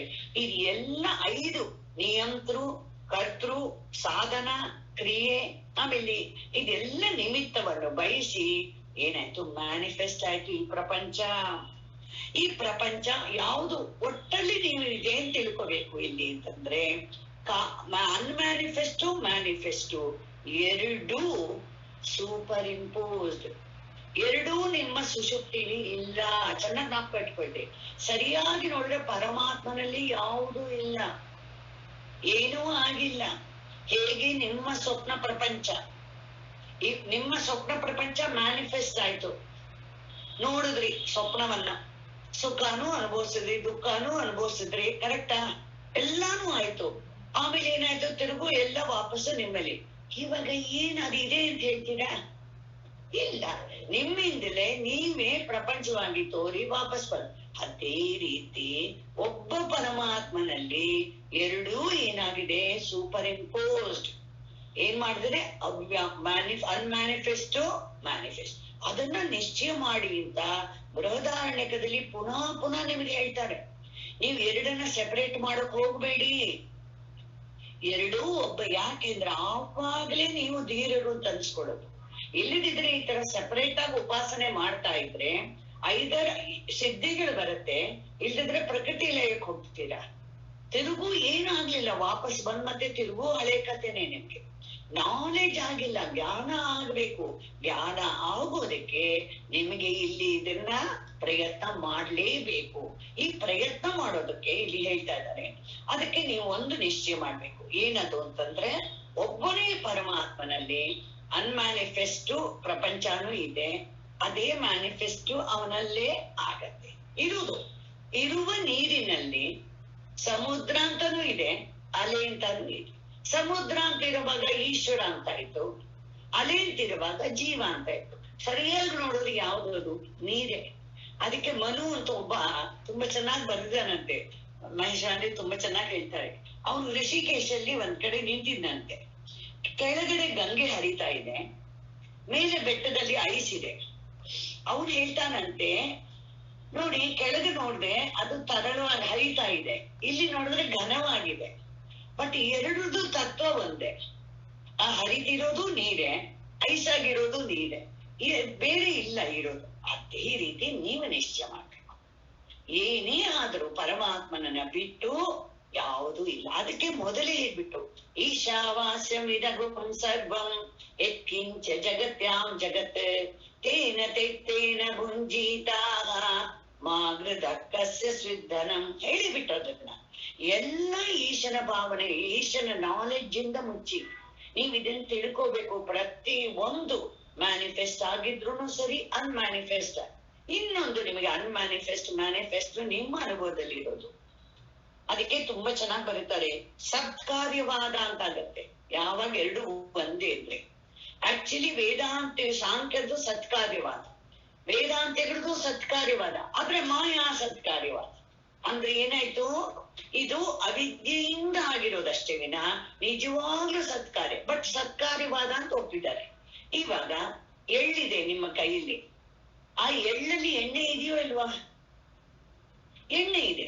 ಎಣ್ಣೆ ಹೇಗಿದೆ? ಕಡ್ಲೆಕಾಯಿ ಬೀಜ, ಅದ್ರಲ್ಲಿ ಎಣ್ಣೆ ಇದೆಯೋ ಇಲ್ವಾ? ಇದೆ, ಎಣ್ಣೆ ಇದೆ. ಅನ್ಮ್ಯಾನಿಫೆಸ್ಟ್ ಆಗಿದೆ. ಏನ್ ಮಾಡ್ತಾನೆ ಅವನು? ಗಾಣದಲ್ಲಿ ಹಾಕೋನು ಏನ್ ಮಾಡ್ತಾನೆ? ಎಣ್ಣೆ ಮ್ಯಾನಿಫೆಸ್ಟ್ ಮಾಡ್ಕೊಡ್ತಾನೆ. ಕೆಲ್ಸ ಬೇರೆ ಬೇರೆ ಆಯ್ತು ಇಲ್ವೋ? ಇವಾಗ ಮೊದಲು ಅದು ಸಾಲಿಡ್ ಆಗಿತ್ತು, ಇವಾಗ ಲಿಕ್ವಿಡ್ ಆಗಿದೆ. ಮೊದ್ಲು ಕಡ್ಲೆಕಾಯಿ ಬೈ ಚಾನ್ಸ್ ಬಿದ್ರು ಏನಾಗ್ತಿರ್ಲಿಲ್ಲ, ನಿಮ್ ಸೀರೆ ಮೇಲೆ ಬಿದ್ಬಿಡ್ತು, ಏನು ಆಗ್ತಿರ್ಲಿಲ್ಲ, ತೆಗೆದು ವಾಪಸ್ ಇಟ್ಬಿಡ್ತಿದ್ರಿ. ಕಡ್ಲೆಕಾಯಿ ಎಣ್ಣೆ ಬಿದ್ರೆ ನೋಡಿ ವ್ಯತ್ಯಾಸ ಆಯ್ತು ಇಲ್ವೋ? ಹಾಗಾದ್ರೆ ಒಂದಿನ ಎರಡ ಅಂದ್ರೆ ಹೌದು, ಒಂದ್ಸಲಿ ಕೆಲಸದಲ್ಲಿ ಬಂದಾಗ ಒಂದು ಕಾಸು ಒಂದು ಎಫೆಕ್ಟ್, ಅಲ್ಲಿ ವ್ಯತ್ಯಾಸ ಇದ್ದೇ ಇರುತ್ತೆ. ಬಟ್ ತತ್ವದಲ್ಲಿ ವ್ಯತ್ಯಾಸ ಇಲ್ಲ. ತತ್ವ ಮಾತ್ರ ಎರಡೂ ಒಂದೇ. ಅದನ್ನ ನೀವು ಚೆನ್ನಾಗಿ ನಿಶ್ಚಯ ಮಾಡಿ ಅಂತ ಹೇಳಿದ್ರು. ಸೊ ಇವಾಗ ನಾ ಮುಂದಕ್ಕೆ ಹೋಗ್ತೀನಿ. ಇವಾಗ ಹೇಗೆ ಎರಡನ್ನು ಸೇರಿ ಮಾಡಿದ್ರೆ ಏನು ನಿಮಗೆ ಫಲ ಸಿಗುತ್ತೆ ಹೇಳ್ತಾರೆ ನೋಡಿ. ಎಷ್ಟು ಚೆನ್ನಾಗಿದೆ ಪ್ರಕೃತಿಲೇ. ಇವಾಗ ಒಂದು ಸಂಬಂಧ ಭಾಷೆ ಬರ್ತಾರೆ, ಎರಡು ಸೆಂಟೆನ್ಸ್ ಬರೀತಾರೆ. ಯತ್ ಏವಂ ಅತಃ ಸಮುಚ್ಚಯ ಸಂಭೂತಿ ಅಸಂಭೂತಿ ಉಪಾಸನೆಯೋ ಯುಕ್ತ ಏವ ಏಕ ಪುರುಷಾರ್ಥತ್ವ ತತ್ವಾತ್ ಚೇತ್ ಆಹಾ. ಸಂಭೂತಿ ಅಸಂಭೂತಿ ಎರಡನ್ನು ಏನ್ ಮಾಡ್ಬೇಕು? ಸೇರಿಸಿ ಉಪಾಸನೆ ಮಾಡ್ಬೇಕು. ಆದ್ರೆ ಇದು ಎರಡೂ ಯಾರಿಗೆ ಸೇರುತ್ತೆ? ಒಂದೇ ಪುರುಷನಿಗೆ. ಯಾವ ಪುರುಷ ಸಂಭೂತಿ ಉಪಾಸನೆ ಮಾಡ್ತಾ ಇದ್ದಾನೋ ಅವನೇ ಇವಾಗ ಅಸಂಭೂತಿ ಉಪಾಸನೆ ಎರಡನ್ನೂ ಸೇರಿಸಿ ಮಾಡ್ಬೇಕು. ಹಾಗೆ ಮಾಡಿದಾಗ ಮಾತ್ರ ಅದಕ್ಕೆ ಯುಕ್ತ ಅಂತ ಹೆಸರು. ಇವಾಗ ನಾನ್ ಸಂಭೂತಿ ಮಾಡ್ದೆ, ಇನ್ನೊಬ್ರು ಅಸಂಭೂತಿ ಮಾಡಿದ್ರು ಅಂದ್ರೆ ಸೇರ್ಸೋಕೆ ಆಗೋದಿಲ್ಲ. ಅದು ನನ್ ಮಗಳಾದ್ರೂ ಇರ್ಬೋದು ಅಥವಾ ಯಾರಾದ್ರೂ ಇರ್ಬೋದು. ಸೊ ಇಲ್ಲಿ ಶಂಕರಾಚಾರ್ಯರು ಒಂದು ವರ್ಡ್ ನ ತುಂಬಾ ಇದಾಗಿ ಹಾಕಿದ್ದಾರೆ. ಏನು ಭಾಷ್ಯದಲ್ಲಿ ತುಂಬಾ ಮುಖ್ಯವಾಗಿ ಹಾಕಿದ್ದಾರೆ. ಏಕ ಪುರುಷಾರ್ಥತ್ವಾತ್ ಅಂತಂದ್ರು. ಪುರುಷಾರ್ಥವಾಗಬೇಕಾದ್ರೆ ಒಬ್ಬನೇ ಮಾಡ್ಬೇಕು, ಅದನ್ನು ಎರಡನ್ನೂ ಸೇರಿಸ್ಬೇಕು. ಇವತ್ತು 14ನೇ ಮಂತ್ರ ನೋಡಿ. ಸಂಭೂತಿಂ ಚ ವಿನಾಶಂ ಚ ಯಸ್ತದ್ ವೇದೋ ಉಭಯಂ ಸಹ ವಿನಾಶೇನ ಮೃತ್ಯುಂ ತೀತ್ವಾ ಅಸಂಭೂತ್ಯಾಂ ಅಮೃತಂ ಅಶ್ನುತೆ. ನೀವ್ ಅನ್ಕೋಬಹುದು ಯಾಕೆ ನೀವು ಅಸಂಭೂತ್ಯ ಅಂತ ಓದ್ತಾ ಇದ್ದೀರಾ, ಅಲ್ಲಿ ಸಂಭೂತ್ಯ ಅಂತ ಪ್ರಿಂಟ್ ಆಗಿದೆಯಲ್ಲ ಅಂತ ಹೇಳ್ತಾರೆ. ಇವಾಗ ಸಂಭೂತಿಂಚ ವಿನಾಶಂಚ ಅಂದ್ರು. ಇಲ್ಲಿ ಅಲ್ಲೂ ಆಕ್ಚುಲಿ ಸಂಭೂತಿ ಅನ್ನೋದನ್ನು ಅಸಂಭೂತಿ ಅಂತಾನೆ ಹೇಳ್ಬೇಕು. ಅಲ್ಲೂ ಬರ್ಕೋಬೇಕು ನಾವು. ಅಸಂಭೂತಿಂಚ ವಿನಾಶಂಚ ಯಹ ತತ್ ವೇದ ಉಭಯಂ ಸಹ ವಿನಾಶೇನ ಮೃತ್ಯುಂ ತೀತ್ವಾ ಅಸಂಭೂತ್ಯಾಂ ಅಮೃತಂ ಅಶ್ನುತೆ ಅಂತ. ಇಲ್ಲಿ ಯಾಕೆ ಈಗ ಧೈರ್ಯವಾಗಿ ಶಂಕರಾಚಾರ್ಯರು ಹೀಗೆ ತಗೋಬೇಕು ಅಂತ ಹೇಳಿದ್ದಾರೆ ಅಂದ್ರೆ, ವಾಕ್ಯ ಮುಂದೆ ಬರೋದನ್ನ ನೋಡಿ ವಿನಾಶ ಅನ್ನೋದು ಯಾವುದಕ್ಕೆ ಹೊಂದತ್ತೆ, ಕಾರಣಕ್ಕೆ ಹೊಂದುತ್ತಾ ಕಾರ್ಯಕ್ಕೆ ಹೊಂದುತ್ತಾ ಅಂತ ನೋಡ್ಬೇಕು. ವಿನಾಶ ಅನ್ನೋದು ಕಾರ್ಯಕ್ಕೆ ಹೊಂದುತ್ತೆ, ಎಫೆಕ್ಟ್ಗೆ ಹೊಂದುತ್ತೆ, ಮ್ಯಾನಿಫೆಸ್ಟ್ ಆಗಿರೋದಕ್ಕೆ ಹೊಂದುತ್ತೆ. ಯಾವುದು ವ್ಯಾಕೃತವಾಗಿದೆಯೋ ಅದಕ್ಕೆ ವಿನಾಶ ಅನ್ನೋದು ಹೊಂದುತ್ತೆ. ಯಾವುದು ವ್ಯಾಕೃತಕ್ಕೆ ಕಾರಣವಾಗಿದೆಯೋ ಅದಕ್ಕೆ ವಿನಾಶ ಹೊಂದುವುದಿಲ್ಲ. ಸೊ ಇಲ್ಲಿ ವಿನಾಶ ಅಂತ ಶಬ್ದ ಬಂದಿರೋದ್ರಿಂದ ಅದು ಸಂಭೂತಿ ಅಂತಾನೆ ಆಗಿರ್ಬೇಕು. ಅದು ಸಂಭೂತಿ ಅಂದ್ರೆ ಮೊದಲನೇದು ಸಂಭೂತಿ ಆಗೋಕ್ಕೋಗಲ್ಲ, ಅದು ಅಸಂಭೂತಿನೇ ಆಗಿರ್ಬೇಕು. ಯುಕ್ತಿ ಕೊಡ್ತಾರೆ ಅದಕ್ಕೆ. ಆದ್ರಿಂದ ಅರ್ಥ ಹೊಂದೋದ್ರಿಂದ ನೀವು ಹಾಗೆ ಇದನ್ನ ಅರ್ಥ ಮಾಡ್ಕೋಬೇಕು. ಒಂದು ಇವಾಗ ಹೇಳಿದ್ರೆ ಸಂಭೂತಿಂಶ ವಿನಾಶಂಚ ಯಹ ತತ್ ವೇದ ಉಭಯಂ ಸಹ ವಿನಾಶೇನ ಅಂದ್ರೆ ವಿನಾಶೋ ಧರ್ಮೋ ಯಸ್ಯ ಕಾರ್ಯಸ್ಯ ಸತೇನ ಧರ್ಮಿನ ಅಭೇದೇನ ಉಚ್ಯತೆ. ಇವಾಗ ಸಂಭೂತಿಯನ್ನು ವಿನಾಶನ್ನು ಯಾರು ಸೇರಿಸಿ ಮಾಡ್ತಾನೋ, ವಿನಾಶದಿಂದ ವಿನಾಶ ಯಾವುದು ಬದಲಾವಣೆ ಆಗಿ ನಾಶ ಆಗುತ್ತೋ ಅದಕ್ಕೆ ವಿನಾಶ ಅಂತ ಹೆಸರು.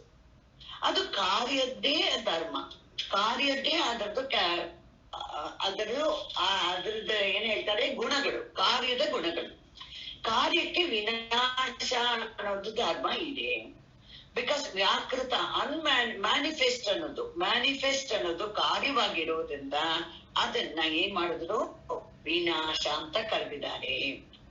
ಅಲ್ಲಿ ಹೇಳಿದ್ರು ಆ ಧರ್ಮಿಗೂ ತನಗೂ ಭೇದವಿಲ್ಲ ಅಂತ ಇಟ್ಟುಕೊಂಡು ಕಾರ್ಯವನ್ನು ಇವಾಗ ಹೇಗೆ ಮಾಡಿದ್ರು ಹೇಳುವಾಗ, ಯಾರಲ್ಲಿ ಎರಡೂ ತೋರ್ತಾ ಇದೆಯೋ ಕಾರಣ ಕಾರ್ಯ, ಆ ಪರಮಾತ್ಮ ಆ ಚೈತನ್ಯಕ್ಕೂ ಇದಕ್ಕೂ ಸ್ವಲ್ಪನೂ ಇದಿಲ್ಲ. ಯಾವ್ದ್ರಲ್ಲಿ ಧರ್ಮಿಗೂ ತನಗೂ ಭೇದ ಇಲ್ಲ ಇಟ್ಕೊಂಡು. ಕಾರ್ಯದ ಧರ್ಮ ಇದು, ಯಾವುದು ವಿನಾಶ ಅಂತ. ಕಾರ್ಯ ಅಂದ್ರೇನು? ಮ್ಯಾನಿಫೆಸ್ಟ್ ಆಗಿ ತೋರ್ತಾ ಇರೋದು, ಜಗತ್ತು ತೋರ್ತಾ ಇರೋದು ಖಂಡಿತ ಹೋಗೇ ಹೋಗುತ್ತೆ. ಏನ್ ಅಪಿಯರ್ ಆಗತ್ತೋ, whatever appears it has to disappear. ಆ ಡಿಸಪಿಯರ್ಗೆ ವಿನಾಶ ಅಂತ ಹೇಳ್ತಾರೆ. ಯಾವುದು ಕಾಣಿಸ್ಕೊಳ್ಳುತ್ತೋ ಅದು ಮರೆಯಾಗತ್ತೆ, ಆ ಮರೆಯಾಗೋದನ್ನ ವಿನಾಶ ಅಂತ ಹೇಳಿದ್ರು. ಇದು ಯಾರಿಗೆ ಧರ್ಮಿ ಭೇದ ಇಲ್ಲ ಅಂತ ಇಟ್ಕೊಂಡ್ರೆ, ಕಾರ್ಯಕ್ಕೂ ವಿನಾಶಕ್ಕೂ ಭೇದ ಇಲ್ಲ ಅಂತ ಹೇಳಿದ್ರೆ ಆ ವಿನಾಶದಿಂದ ಉಪಾಸನೆ. ವಿನಾಶದ ಉಪಾಸನೆ ಅಂದ್ರೆ ಏನಾಯ್ತು? ಹಿರಣ್ಯ ಗರ್ಭನ ಐಶ್ವರ್ಯ ಐತಲ್ಲ, ಏನ್ ಬಂತದು? ದಟ್ ಮೀನ್ಸ್ ಇಲ್ಲಿ ಐಶ್ವರ್ಯ ಸಿದ್ಧಿ ಬರುತ್ತೆ ಅಂತಲ್ಲ. ಇಲ್ಲಿ ಇವನಿಗೆ ಆ ಸಿದ್ಧಿ ಇಲ್ಲದಿರುವಾಗ ಹೇಗೆ ನಮಗೆ ಅಡ್ಡಿ ಮಾಡ್ತಾ ಇತ್ತು, ದಟ್ ಈಸ್ ನಾವು ಧ್ಯಾನಕ್ಕೆ ಕೂತಾಗ ಮನಸ್ಸು ಚಂಚಲ ಆಗೋದು. ಆ ತರ ಬೇಕಾದಷ್ಟು ಅಡ್ಡಿಗಳಿತ್ತಲ್ಲ, ಆ ಅಡ್ಡಿಗಳು ಯಾವುದು ಇವಾಗ ಬರೋದಿಲ್ಲ ಅಂತ ಅರ್ಥ. ಇವಾಗ ಹಿರಣ್ಯ ಗರ್ಭನ ಉಪಾಸನೆಯಿಂದ ಸೇರಿಸ್ಕೊಂಡ್ರೆ ಏನ್ ಸಿಕ್ತು? ಯಾಕಂದ್ರೆ ಗುರಿ ಬೇರೆ ಮಾಡ್ಕೊಂಡ್ರಿ ನೀವು ಎರಡನ್ನೂ ಸೇರಿ. ನಿಮ್ಗೆ ಇವಾಗ ಸಿದ್ಧಿಗಳ ಗುರಿ ಅಲ್ಲ, ಪರಮಾತ್ಮನ ಪ್ರಾಪ್ತಿಗೋಸ್ಕರ ಯಾವಾಗ ಎರಡನ್ನು ಸೇರಿಸಿ ಮಾಡ್ತಿರೋ ಆವಾಗ ಹಿರಣ್ಯ ಗರ್ಭನ ಉಪಾಸನೆಯಿಂದ ಏನ್ ಬರ್ತಿತ್ತು ನಿಮ್ಗೆ? ಸಿದ್ಧಿ. ಸಿದ್ಧಿ ಅಂದ್ರೇನು? ಸ್ವತಂತ್ರತೆ, ಫ್ರೀಡಮ್ ಅಂತ ಬರ್ತಿತ್ತು. ಆವಾಗ ಏನಾಯ್ತು? ಆ ಫ್ರೀಡಮ್ ಅನ್ನ ಇವಾಗ ಹೇಗೆ ಉಪಯೋಗಿಸಿದ್ದಾರೆ ಅಂತಂದ್ರೆ ಅಣಿಮಾದಿಗಳು ಅದು ಅಡ್ಡಿ ಬರೋದನ್ನ ತೆಗೆದಾಕತ್ತೆ. ಯಾವುದೇ ಅಡ್ಡಿ, ಇವಾಗ ರೋಗ ಇದೆ, ಗುರುಜಿ ಒಂದು ಹೇಳಿ ಆಗಿರೋ ಘಟನೆನಂತೆ. ಒಬ್ಬರು ಗುರು ಇದ್ರು, ಸನ್ಯಾಸಿ ಇದ್ರು. ಅವರಿಗೆ ಇದು ಜ್ವರ ಬಂದ್ಬಿಟ್ಟಿದೆ, ತುಂಬಾ ಜ್ವರ ಬಂದ್ಬಿಟ್ಟಿದೆ. ತುಂಬಾ ಚಳಿ ಬರುತ್ತಲ್ಲ ಅಂತ ಜ್ವರ ಬಂದಿದೆ, ಮಲೇರಿಯಾನೋ ಏನು. ಆವಾಗ ಏನಾಯ್ತು? ಒಬ್ಬ ರಾಜ ಅವರ ಶಿಷ್ಯ ಬಂದಿದ್ದಾನೆ. ರಾಜನಿಗೆ ಬೇಕಾದಷ್ಟು ಕೆಲಸ ಇದೆ. ಅವನು ಪಾಪ ಗುರು ಹತ್ರ ಏನೋ ಕೇಳೋಕೆ ಬಂದಿದ್ದಾನೆ. ಗುರು ನೋಡುದಂತೆ ಮಲೇರಿಯಾ ಜ್ವರ ಈ ಶರೀರದಲ್ಲಿ ಇರುವಾಗ ಉಪದೇಶ ಮಾಡೋದ್ ಕಷ್ಟ ಅಂದ್ಬಿಟ್ಟು ತಮ್ಮ ರಗ್ಗನ ಹೊದ್ಕೊಂಡಿದ್ರಲ್ಲ, ಆ ರಗ್ಗು, ಅದ್ರಲ್ಲಿ ಆ ಜ್ವರವನ್ನು ಇಟ್ಟುಬಿಟ್ಟು ಅವ್ರು ಏನ್ ಮಾಡಿದ್ರು, ಒಂದು ಮೂಲೆಗೆ ಇಟ್ಟುಬಿಟ್ಟಂತೆ ಅದನ್ನ. ಆಮೇಲೆ ಇವರು ಆರಾಮಾಗಿ ಕೂತಿದ್ದಾರೆ. ಅವನು ಬಂದ ತಕ್ಷಣ ಬೇಕಾದಷ್ಟು ಚರ್ಚೆ ಆಯ್ತು, ಉಪದೇಶ ಮಾಡಿ. ಆದ್ರೂ ಅವನಿಗೇನು ಅಲ್ಲಿ ಕಣ್ಣು ಹೋಗ್ತಾ ಇದೆ, ಯಾಕಂದ್ರೆ ನಡೀತಾ ಇದೆ ರಗ್ಗು ಮೂವ್ಮೆಂಟ್. ಅವ್ನು ಹೇಳ್ದ ಅದು ಏನಿದೆ ಅಲ್ಲಿ ಅಂತ. ಗುರುಗಳು ಏನಂತೆ ಅಲ್ಲಿ ಜ್ವರ ಇಟ್ಟಿದ್ದೀನಿ ಅಂತ. ನಮ್ಗಿದೆಲ್ಲ ನಗು ಬರ್ಬೋದು ನೋಡಿ. ಯಾರಿಗೆ ಇದ ನಗು ಬರೋದಿಲ್ಲ ಅರ್ಥ ಆಗತ್ತೆ ಅಂದ್ರೆ, ಚೈತನ್ಯ ಯಾವತ್ತೂ ಯಾವುದಕ್ಕೂ ಅಂಟಿಲ್ಲ ಅಂತ ಗೊತ್ತಾದ್ರೆ ಶರೀರದ ಧರ್ಮ ಅದು. ಆ ಶರೀರದ ಧರ್ಮ ಏನಾಗತ್ತೆ ನಿನ್ನ ಅಧೀನದಲ್ಲಿದೆ. ನೀನ್ ತೆಗೆದಿಡ್ಬೋದು, ಅವ್ರಿಗೆ ಅಷ್ಟು ಸಿದ್ಧಿ ಬಂದಿರುತ್ತೆ ಅವ್ರಿಗೆ. ಆದ್ರೆ ಅವ್ರಿಗೆ ಸಿದ್ಧಿ ಯಾಕೆ ಬಂತು ಗೊತ್ತಾ? ರಾಜ ವಾಪಸ್ ಹೊಟ್ಟವ್ರು, ಮತ್ತೆ ಅವರು ಅದ್ರ ಜ್ವರ ವಾಪಸ್ ಹಾಕೋತಾರ, ಅಲ್ಲೇ ಬಿಟ್ಟು ಬಿಡ್ತಾರ. ನಾನು ನೀವಾಗಿದ್ರೆ ಏನ್ ಮಾಡ್ತಿದ್ವಿ? ನಮ್ಗೆ ಸಿದ್ಧಿ ಕೊಟ್ರೆ ಸದ್ಯ ಜ್ವರ ಬಂದಿದ್ದೇನೆ ಹೊರಗೆ ಹಾಕ್ಬಿಟ್ಟು ವಾಪಸ್ ತಗೋತೀವ ನಾವು. ಬಟ್ ಇಲ್ಲಿ ಏನಾಯ್ತು, ವಾಪಸ್ ತಗೋತಾರ ಅವರು. ಅವ್ನು ಹೊಟ್ಟೋದ್ ಮತ್ತೆ ಕೆಲ್ಸ ಆದ್ ಮತ್ತೆ ಶರೀರ ಅನುಭವಿಸ್ಲೇಬೇಕು. ಬಟ್ ತಾವು ಅಸಂಗವಾಗಿದ್ದಾರೆ. ಯಾಕಂದ್ರೆ ನೀವು ಹಾಗ ಅರ್ಥ ಮಾಡ್ಕೊಂಡ್ರೆ ಇದೆಲ್ಲ ಅರ್ಥ ಆಗುದು. ಸೊ ವಿನಾಶದಿಂದ ಮೃತ್ಯುವನ್ನು ದಾಟಿ, ಮೃತ್ಯು ಅಂದ್ರೆ ಏನು? ಅಡ್ಡಿಗಳು, ಪಾರತಂತ್ರ್ಯ. ಶಂಕರಾಚಾರ್ಯ ಬರ್ತಾರೆ, ಹೆಲ್ಪ್ಲೆಸ್ನೆಸ್ ಅಥವಾ ಡಿಪೆಂಡಿಬಿಲಿಟಿ, ಇನ್ನೊಬ್ಬರ ಮೇಲೆ ಡಿಪೆಂಡ್ ಆಗೋದು ಯಾವುದು ಇರಲ್ಲ. ಆ ವಿನಾಶವನ್ನು ದಾಟಿದ್ದಾನೆ, ಯಾರು ಅಡ್ಡಿ ಮಾಡಕ್ಕಾಗಲ್ಲ. ಸ್ವಯಂ ದೇವತೆಗಳು ನಿಮ್ಮ ಅಡ್ಡಿ ಮಾಡಕ್ಕಾಗಿಲ್ಲ. ಯಾಕೆ ಅಂದ್ರೆ ನಿಮ್ಮ ಅಂತಃಕರಣವನ್ನ ಇದು ಮಾಡಕ್ಕಾಗಲ್ಲ ಅವರು. ಎಲ್ಲಾದ್ರಲ್ಲೂ ನಿನಗೆ ಆ ಸ್ವತಂತ್ರತೆ ಬಂದ್ಬಿಡುತ್ತೆ. ವಿನಾಶ ಉಪಾಸನೆಯಿಂದ ಬರುತ್ತೆ, ಪ್ರಾಪ್ತಿ ಆಗತ್ತೆ. ಆಮೇಲೆ ಏನಾಯ್ತು, ನೆಕ್ಸ್ಟ್ ಏನ್ ಮಾಡ್ತೀರಾ ಅದ್ರಿಂದ ಅಂತ ಭಾಷೆ ಹೇಳ್ತಾರೆ ಅವರು. ವಿನಾಶಿನ ತೇನ ತದುಪಾಸನೆ ಅನೈಶ್ವರ್ಯಂ ಅಧರ್ಮ ಕಾಮಾದಿ ದೋಷ ಜಾತಂ ಚ ಮೃತ್ಯುಂ ತೀರ್ತ್ವ. ಈ ಹೆಲ್ಪ್ಲೆಸ್ನೆಸ್, ಡಿಪೆಂಡೆನ್ಸಿ ಏನು, ಅನೈಶ್ವರ್ಯ, ಅದೆಲ್ಲ ಹೊಟ್ಟೋಯ್ತು. ಇವಾಗ ಅವನಿಗೆ ಯಾರು ಅಡ್ಡಿ ಮಾಡಬೇಕು. ಹಿರಣ್ಯ ಗರ್ಭ ಉಪಾಸನೆನ ಹಿ ಅಣಿಮಾದಿ ಪ್ರಾಪ್ತಿ ಫಲಂ. ನಿಮ್ಗೆ ಈ ಫಲ ಹೇಗೆ ಬಂತು ಅಂದ್ರೆ ಹಿರಣ್ಯ ಗರ್ಭನ ಉಪಾಸನೆ ಮಾಡಿ. ಹಿರಣ್ಯ ಗರ್ಭನ ಉಪಾಸನೆ ಅಂದ್ರೇನು? ಶಾಸ್ತ್ರ ವೇದಗಳ ಉಪಾಸನೆನೇ ಹಿರಣ್ಯ ಗರ್ಭನ ಉಪಾಸನೆ. ನೀವು ಎಷ್ಟು ಚೆನ್ನಾಗಿ ವೇದಗಳನ್ನ ಶ್ರವಣ ಮಾಡಿ ಮನನ ಮಾಡಿ ನಿಧಿಧ್ಯಾಸನ ಮಾಡ್ತೀರೋ ಅಷ್ಟಷ್ಟು ನಿಮಗೆ ಸಿದ್ಧಿಗಳು ಬರುತ್ತೆ. ಖಂಡಿತ ಬರುತ್ತೆ, 100. ಅದು ಅಂತಃಕರಣ ಶುದ್ಧಿ. ನೀವು ಕಾಮ್ಯವಾಗಿ ಮಾಡದೇ ಇದ್ರೆ ಅಂತಃಕರಣ ಶುದ್ಧಿ ಆಗ್ಬಿಡುತ್ತೆ. ಕಾಮ್ಯವಾಗಿ ಮಾಡಿದ್ರೆ ಫಲ ಸಿಗುತ್ತೆ, ಈ ಶಕ್ತಿಗಳೆಲ್ಲ ಸಿಗತ್ತೆ. ಸ್ವರ್ಗಕ್ಕೆ ಹೋಗ್ತೀರಾ, ಬೇರೆ ಬೇರೆ ಲೋಕಗಳಿಗೆ ಹೋಗ್ತೀರಾ, ಅದೆಲ್ಲ ಸಿದ್ಧಿ ಬರ್ಬೋದು. ಬಟ್ ಆದ್ರೆ ನೀವು ಹೇಗೆ ಮಾಡ್ತೀರಾ ಅನ್ನೋದ್ರ ಮೇಲೆ ಹೋಗುತ್ತೆ. ಸೊ ಇಲ್ಲಿ ಹಿರಣ್ಯಗರ್ಭ ಉಪಾಸನೆ ಅಂದ್ರೆ ಶಾಸ್ತ್ರ ಉಪಾಸನೆ ಅಂತಾನೆ ತಗೋಬೇಕು. ವೇದಗಳನ್ನ ಯಾರು ಅದರ ತಾತ್ಪರ್ಯವನ್ನು ತಿಳಿದುಕೊಳ್ಳಕ್ಕೆ ಪ್ರಯತ್ನ ಮಾಡ್ತಾರೋ ತೇನ ಅನೈಶ್ವರ್ಯಾದಿ ಮೃತ್ಯು ಅತೀತ್ಯ, ಅದನ್ನ ಮೃತ್ಯು ಅಂತ ಕರೆದ್ಬಿಟ್ಟು ಅನೈಶ್ವರ್ಯ, ಆ ಹೆಲ್ಪ್ಲೆಸ್ನೆಸ್ ನ, ಆ ಡಿಪೆಂಡಬಿಲಿಟಿನ ಮೃತ್ಯು ಅಂತ ಹೇಳ್ಬಿಟ್ಟು ಅದಿಲ್ಲ ಇವಾಗ ನಿನಗೆ. ಇವಾಗ ನೆಕ್ಸ್ಟ್ ಇನ್ನು ಉಳಿದಿರೋದು ಯಾವುದು? ಅಸಂಭೂತಿ ಉಪಾಸನೆ. ಅಸಂಭೂತಿಯ ಅವ್ಯಾಕೃತ ಉಪಾಸನೆಯ ಅಮೃತಂ ಪ್ರಕೃತಿ ಲಯ ಲಕ್ಷಣಂ ಅಶ್ನುತೆ. ಹಿಂದೆ ಹೇಳಿದ್ರಲ್ಲ, ಪ್ರಕೃತಿ ಲಯವನ್ನು ಹೊಂದುತ್ತಾನೆ ಅಂತ ಅಂದ್ಬಿಟ್ಟು ಆ ಲಕ್ಷಣದಿಂದ ಹೊಂದುತ್ತಾರೆ ಅಂತ ಹೇಳಿದ್ರಲ್ಲ. ಇವಾಗ ಹೇಳ್ತಾರೆ, ಇವಾಗ ಅದು ಎರಡನ್ನೂ ಸೇರಿಸ್ಬೇಕು ಅಂದ್ರೆ ಹೇಗಾಗ್ಬೇಕು ಅಂತಂದ್ರೆ, ಅವ್ಯಾಕೃತ ಉಪಾಸನೆಯಿಂದ ಪ್ರಕೃತಿ ಲಯವನ್ನು ಪಡ್ಕೊಳ್ತಾನೆ ಅಂತ ಹೇಳಿದ್ರಲ್ಲ. ಈ ಪ್ರಕೃತಿ ಲಯಕ್ಕೂ ಕಾರಣ ಆಗಿರೋನು ಯಾರು? ಪ್ರಕೃತಿ ಶಕ್ತಿ. ಪ್ರಕೃತಿ ಅಂದ್ರೆ ಶಕ್ತಿ. ಆ ಶಕ್ತಿಗೂ ಕಾರಣವಾದ ಶಕ್ತಿಯೇ ಬೀಜ ನಿಮ್ಗೆ. ಈ ಪ್ರಪಂಚಕ್ಕೆ ಶಕ್ತಿ ನಿಮ್ಮ ಮನೇಲಿ ನೋಡ್ಕೊಡಿ. ಚಿಕ್ಕ ಚಿಕ್ಕ ಕೆಲಸನೂ ಶಕ್ತಿಯಿಂದಲೇ ಆಗಿರೋದು. ಆದ್ರೆ ಶಕ್ತಿಮಾನ್ಗೆ ಅಧೀನವಾಗಿದೆ, ಅಷ್ಟು ಜ್ಞಾಪಕ ಇಟ್ಕೋಬೇಕು. ಶಕ್ತಿಯಿಂದಲೇ ಎಲ್ಲಾ ಕೆಲಸ ಆಗೋದು. ಆ ಶಕ್ತಿ ಮಾತ್ರ ಅವ್ಯಾಕೃತವಾಗಿ ಇದೆ, ಖಂಡಿತ ಅವ್ಯಾಕೃತವಾಗಿದೆ. ಆದ್ರೆ ಶಕ್ತಿನ ನೀವು ಮ್ಯಾನಿಫೆಸ್ಟ್ ಮಾಡ್ಬೇಕು. ಸೊ ಇವಾಗ ಏನಾಯ್ತು, ಅಸಂಭೂತಿಯ ಅಮೃತಮಶ್ನುತೆ ಅಂದ್ರು. ಇಲ್ಲಿ ಹೇಳಿರೋ ಅಮೃತ ಯಾವುದು? ಅಲ್ಲಿ ಪ್ರಕೃತಿ ಲಯವನ್ನು ಅಮೃತ ಅಂತ ಹೇಳಿದ್ರು. ಅಲ್ಲಿ ಏನಾಯ್ತು, ದುಃಖದ ಅಭಾವವನ್ನು ಅಮೃತ ಅಂತ ಹೇಳಿದ್ರು. ಎಲ್ಲಿ ಹಿಂದೆ ಸೆಪರೇಟ್ ಮಾಡುವಾಗ, ಅವ್ಯಾಕೃತ ಉಪಾಸನೆ ಮಾಡುವಾಗ ಬೇರೆಯವರು ಅದಕ್ಕೆ ದುಃಖ ಇಲ್ಲದಿರೋದು, ನಿದ್ರೆ ತರ ಇರೋದು ಅಂತ ಹೇಳ್ಬಿಟ್ರು. ಬಟ್ ಇಲ್ಲಿ ಅಸಂಭೂತ್ಯ ಅಮೃತಮಶ್ನುತೆ ಎನ್ನುವಾಗ ಇಲ್ಲಿ ದುಃಖ ಅಭಾವದ ಹೇಳ್ತಾ ಇಲ್ಲ, ಇಲ್ಲಿ ಸ್ವರೂಪ ಆನಂದವನ್ನು ಹೇಳ್ತಾ ಇದೆ. ಅದನ್ನೇ ವ್ಯತ್ಯಾಸ ಇದೆ. ಇದು ಪ್ರಕೃತಿ ಲಯ ಎಂಬ ಫಲ, ಅದಕ್ಕೆ ಅಸಂಭೂತಿ ಅಂತ ಕೊಟ್ಟಿದ್ದೆಲ್ಲ ಇಲ್ಲಿ ಹೇಗೆ ಸೇರ್ತಾನೆ ಅಂದ್ರೆ ಆ ಈಶ್ವರನಲ್ಲಿ ಸೇರುವುದರಿಂದ ಇವನಿಗೆ ಏನಾಗುತ್ತೆ, ಅಮೃತವನ್ನು. ಅದಕ್ಕೆ ಹೇಳ್ತಾರೆ ಇಲ್ಲಿ ಅಮೃತಿ ಅಂದ್ರೆ ನೋಡಿ, ಇಲ್ಲಿ ಫುಟ್ನೋಟ್ ಬರ್ತಾರೆ. ಅಸಂಭೂತಿ ಅಂದ್ರೆ ಪ್ರಕೃತಿಯ ಫಲವಾಗುತ್ತದೆ, ವಿನಾಶವೆಂದ್ರೆ ಸಂಭೂತಿಯೇ ಆಯ್ತು. ಇದಕ್ಕನುಸಾರ ಮಾಡಿದ್ರೆ ಸಂಭೂತಿ ಅಸಂಭೂತಿ ಅನ್ನೋ ಅರ್ಥ ತಗೋಬಹುದು ಅಂತ ಹೇಳಿದ್ರು. ಇವಾಗ ಈ ಅಮೃತ ಅಶ್ನುತೆ, ಅವನು ಅವ್ಯಾಕೃತ ಉಪಾಸನೆಯಿಂದ ಅಮೃತವನ್ನು ಸೇರ್ತಾನೆ. ಅಂದ್ರೆ ಅಮೃತ ರೂಪಿಯಾದ ಪರಮಾತ್ಮನ್ನು, ಬ್ರಹ್ಮನನ್ನು, ಚತುರ್ಮುಖ ಬ್ರಹ್ಮನನ್ನು, ಬ್ರಹ್ಮಲೋಕವನ್ನು, ಕ್ರಮಮುಕ್ತಿಯನ್ನು ಪಡೆಯುತ್ತಾನೆ ಅಂತ ಆಯ್ತು. ಇವಾಗ ನೆಕ್ಸ್ಟ್ ಮಂತ್ರ ಶುರು ಮಾಡಕ್ ಮುಂಚೆ ಒಂದು ಸಂಬಂಧ ಭಾಷಾ ಬರೀತಾರೆ. ಸಮುಚ್ಚಯ ಉಪಾಸಕ ಮಾಡುವ ಮರಣ ಕಾಲದ ಪ್ರಾರ್ಥನೆ. ಈ ಶರೀರವನ್ನು ಬಿಡುವ ಕಾಲಕ್ಕೆ ಮರಣ ಕಾಲ ಅಂತ ಹೆಸರು. ಈ ಶರೀರ ಬಿಡೋದು ಇವಾಗ ಅವ್ರಿಗೆ ಹೇಗ್ ಗೊತ್ತಾಯ್ತು ಶರೀರ ಬಿಡೋ ಕಾಲ ಬಂದಿದೆ, ಮರಣ ಕಾಲ ಬಂದಿದೆ ಅಂತ ಅವ್ರಿಗೆ ಹೇಗ್ ಗೊತ್ತಾಯ್ತು? ನಮ್ಗೆ ಯಾಕೆ ಗೊತ್ತಾಗಲ್ಲ? ಹಾಗಂದ್ರೆ ಬೇಕಾದಷ್ಟು ಶಾಸ್ತ್ರದಲ್ಲಿ ಹೇಳಿದೆ, ತುಂಬಾ ಜನಕ್ಕೆ ಗೊತ್ತಾಗುತ್ತೆ, ಬೇಕಾದಷ್ಟು ಜನಕ್ಕೆ ಗೊತ್ತಾಗುತ್ತೆ. ರಾಮಾಯಣದಲ್ಲಿ ದಶರಥನ್ಗೂ ಗೊತ್ತಾಯ್ತು, ಯಾವುದೋ ಒಂದು ನೋಡಿದ್ರ ಗೊತ್ತಾಯ್ತು, ಇನ್ನು ಐ ಥಿಂಕ್ ನನ್ನ ಮರಣ ಹತ್ರ ಬರ್ತಾ ಇದೆ ಅಂತ, ಅದಕ್ಕೆ ರಾಮನಿಗೆ ಪಟ್ಟಾಭಿಷೇಕ ಮಾಡ್ಬೇಕು ಅಂತ ಅವನು ಅನ್ಕೊಂಡ. ಸರಿ, ವಿಧಿ ಬೇರೆ ಆಗಿತ್ತು, ಅದು ಬೇರೆ ವಿಷಯ ಅದು. ಹಾಗೆ ಇಲ್ಲೂ ಏನಾಗುತ್ತೆ, ಇವನು ಇಷ್ಟೆಲ್ಲ ಮಾಡಿರೋದ್ರಿಂದ, ಉಪಾಸಕನಾಗಿರೋದ್ರಿಂದ ಇವನಿಗೆ ಮರಣ ಕಾಲ ಅನ್ನೋದು ಗೊತ್ತಾಗುತ್ತೆ. ಯಾವಾಗ ಮರಣ ಕಾಲ ಬರುತ್ತೆ, ಯಾವ ಟೈಮು ಅಂತ ಗೊತ್ತಾಗುತ್ತೆ ಅವನಿಗೆ.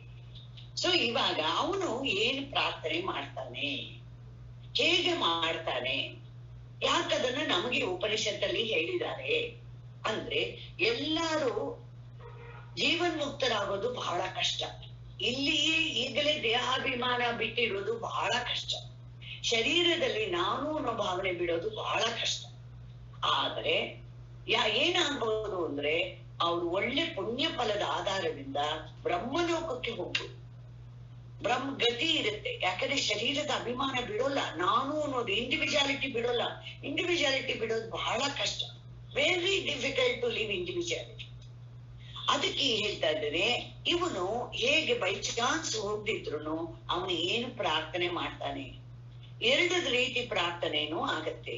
ಇದಕ್ಕೆ ಹೇಳ್ತಾರೆ, ಮಾನುಷ ದೈವವಿತ್ಯ ಸಾಧ್ಯಂ ಫಲಂ ಶಾಸ್ತ್ರ ಲಕ್ಷಣಂ ಪ್ರಕೃತಿ ಲಯಾಂತಂ ಏತಾವತಿ ಸಂಸಾರ ಗತಿ. ಎರಡು ವಿತ್ತ ಇದೆ. ಮತ್ತೆ ನಿಮ್ಮ ಸಂಪತ್ತು, ನಿಮಗೆ ಎರಡು ಕ್ಯಾಪಿಟಲ್ ಪುಂಜಿ ಇದೆ. ಪುಂಜಿ ಅಂತ ಹೇಳ್ತಾರಲ್ಲ, ಕ್ಯಾಪಿಟಲ್ ನಿಮ್ಮ ಹತ್ರ ಯಾವ್ಯಾವ್ದು ಎರಡು? ಒಂದು ಮಾನುಷ ವಿತ್ತ. ಮಾನುಷ ವಿತ್ತ ಅಂದ್ರೆ ಯಾವುದು? ನಿಮಗೆ ಕರ್ಮ ಮಾಡೋ ಕೆಪಾಸಿಟಿ, ಭಾವನೆ ಮಾಡೋ ಕೆಪಾಸಿಟಿ, ವಿಚಾರ ಮಾಡೋ ಕೆಪಾಸಿಟಿ, ದಾನ ಯಜ್ಞ, ದಾನ ತಪ ಕರ್ಮ ಇದೆಲ್ಲ ಮಾಡೋ ಕೆಪಾಸಿಟಿ ಇರೋದು ಮಾನುಷ ವಿತ್ತ. ಅದು ನಿಮ್ಮ ಅಧೀನದಲ್ಲಿದೆ. You can do it. ನೀವು ಆಸೆಯಿಂದ ಮಾಡೋದು ಕಲಿಬೇಕು. ಇನ್ನೊಂದು ಯಾವುದು? ದೈವವಿತ್ತಂದ್ರೆ ಉಪಾಸನೆ, ದೇವತೆಗಳ ಸಹಾಯವನ್ನ ತಗೊಳ್ಳೋದು, ಸೂರ್ಯನ ಸಹಾಯ ತಗೊಳ್ಳೋದು. ನಿಮ್ಮ ಅಧಿಷ್ಠಾತ್ರಿ ದೇವತೆಗಳು, ಕಣ್ಣಿಗೆ ದೇವತೆ, ಕಿವಿಗೆ ದೇವತೆ, ಎಲ್ಲದಕ್ಕೂ ದೇವತೆ ಇದ್ದಾರೆ. ಅವ್ರದನ್ನ ಹೆಲ್ಪ್ ತಗೊಳ್ಳೋದು. ಇವಾಗ ಅವ್ರಿಗೂ ಅದನ್ನ ಹೇಗೆ ಮಾಡ್ತೀರಾ ನೀವು ಉಪಾಸನೆ? ಯಾವುದೇ ಒಂದು ಉಪಾಸನೆ ಅಂದ್ರೆ, ಇವಾಗ ಒಂದು ಇದನ್ನ ಕೊಟ್ರು ನಿಮ್ಗೆ, ಏನು ಒಂದು ವಸ್ತುನ ಕೊಟ್ರು, ಇದನ್ನ ಉಪಾಸನೆ ಮಾಡು, ಇದನ್ನ ಪೂಜೆ ಮಾಡೋದು. ಪೂಜೆ ಮಾಡು ಅಂದ್ರೆ ಗುರುಜಿ ನಾಕ ಬಂದ್ಬಿಟ್ಟು ಕರೆಕ್ಟ್ ಆಗಿ ಹೇಳ್ಬಿಟ್ಟು ಮುಗಿಸ್ತೀನಿ, ಸರಿಯಾಗಿದೆ ಅದು ಏನಂತ. ಒಬ್ಬ ಗುರು ಏನ್ ಮಾಡ್ತು, ಗುರು ಅವರು ಇದಕ್ಕೆ ಹೋಗ್ಬೇಕು ಅಂತ ಕಾಶಿಗೆ. ಶಿಷ್ಯರು ಹೇಳಿದ್ರೆ, ಗುರುಗಳೇ ನಮ್ಗೆ ಏನಾದ್ರೂ ಹೇಳ್ಬಿಟ್ಟು ಹೋಗಿ ಆಶೀರ್ವಾದ. ಅವ್ರು 3 ಜನಕ್ಕೆ ಒಂದೊಂದು ಕಡ್ಲೆ ಬೀಜ ಕೊಟ್ಬಿಟ್ಟು, ಇದನ್ನ ಉಪಾಸನೆ ಮಾಡಿ, ಇದನ್ನ ಉಪಾಸನೆ ಮಾಡಿ ಅಂದ್ರೆ ರಕ್ಷೆ ಮಾಡಿ ಅಂತ ಅರ್ಥ.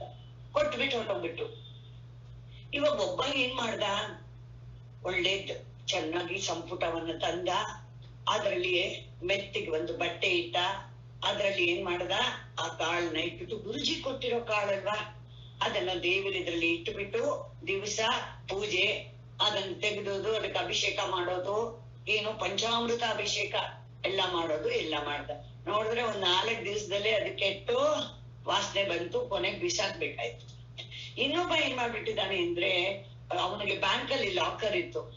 ಅವನು ಹೇಳ್ದ, ನಮ್ಮ ವಜ್ರದ ನೆಕ್ಲೇಸು ಬಳೆಗಿಂತ ವ್ಯಾಲ್ಯೂಬಲ್ ಇದೆ, ಯಾಕಂದ್ರೆ ನಮ್ಮ ಗುರುಜಿ ಕೊಟ್ಟಿರೋದಲ್ವಾ ಕಾಳು. ಅವನೇನ್ ಮಾಡ್ದ, ಆ ಕಾಳನ್ನ ತೆಗೆದು ಒಂದು ಪ್ಲಾಸ್ಟಿಕ್ ಕವರ್ಲಿ ಇಟ್ಟು ಅದನ್ನ ಸೇಫ್ ಆಗಿ ಅವನ ಲಾಕರ್ಲೆ ಇಟ್ಟು ಬಿಟ್ಟ. ರಕ್ಷೆ ಮಾಡೋದು ಹೇಳ್ಕೊಟ್ಟಿದ್ದಾನೆ. ಇನ್ನೊಬ್ಬ ಮಾತ್ರ ವಿಚಾರ ಮಾಡ್ದ. ಅವನು ಯೋಚನೆ ಮಾಡ್ದ, ಇದನ್ನ ರಕ್ಷಣೆ ಮಾಡೋದು ನಾನು ಹೇಗೆ, how I can take care of that. ಅವಾಗ ಏನ್ ಮಾಡ್ದ, ಒಂದು ಚಿಕ್ಕ ಪಾಟ್ ಅಂದ. ಪಾಟ್ ಅಲ್ಲಿ ಏನ್ ಮಾಡ್ದ, ಅದನ್ನ ಹಾಕ್ಬಿಟ್ಟು ನೀರೆಲ್ಲ ಹಾಕಿ ಅವ್ನು ಮಾಡಿದ ತಕ್ಷಣ ಏನಾಯ್ತು, ಗಿಡ ಬಂತು. ಗಿಡದಲ್ಲಿ ಎಷ್ಟು ಬಂತು, ಒಂದ್ 20-40 ಬಂತು. ಅದನ್ನ ತಿರುಗಿ ದೊಡ್ಡ ಜಾಗದಲ್ಲಿ ಹಾಕ್ದ. 12 ವರ್ಷ ಆಗ್ಬೇಕು. ಇವಾಗ ಗುರುಜಿ ಅಲ್ಲಿಂದ ವಾಪಸ್ ಬಂದ್ರು. ಬಂದ್ರೆ ಏನಾಗಿದೆ, ಹಳ್ಳಿಲಿ ಎಲ್ಲಿ ನೋಡಿದ್ರು ಕಡ್ಲೆದ ಸಂಭ್ರಮ. ಯಾರಪ್ಪ ಕಾರಣ ಅಂದ್ರೆ ಈ ಹುಡುಗ ಅಂದ್ರು.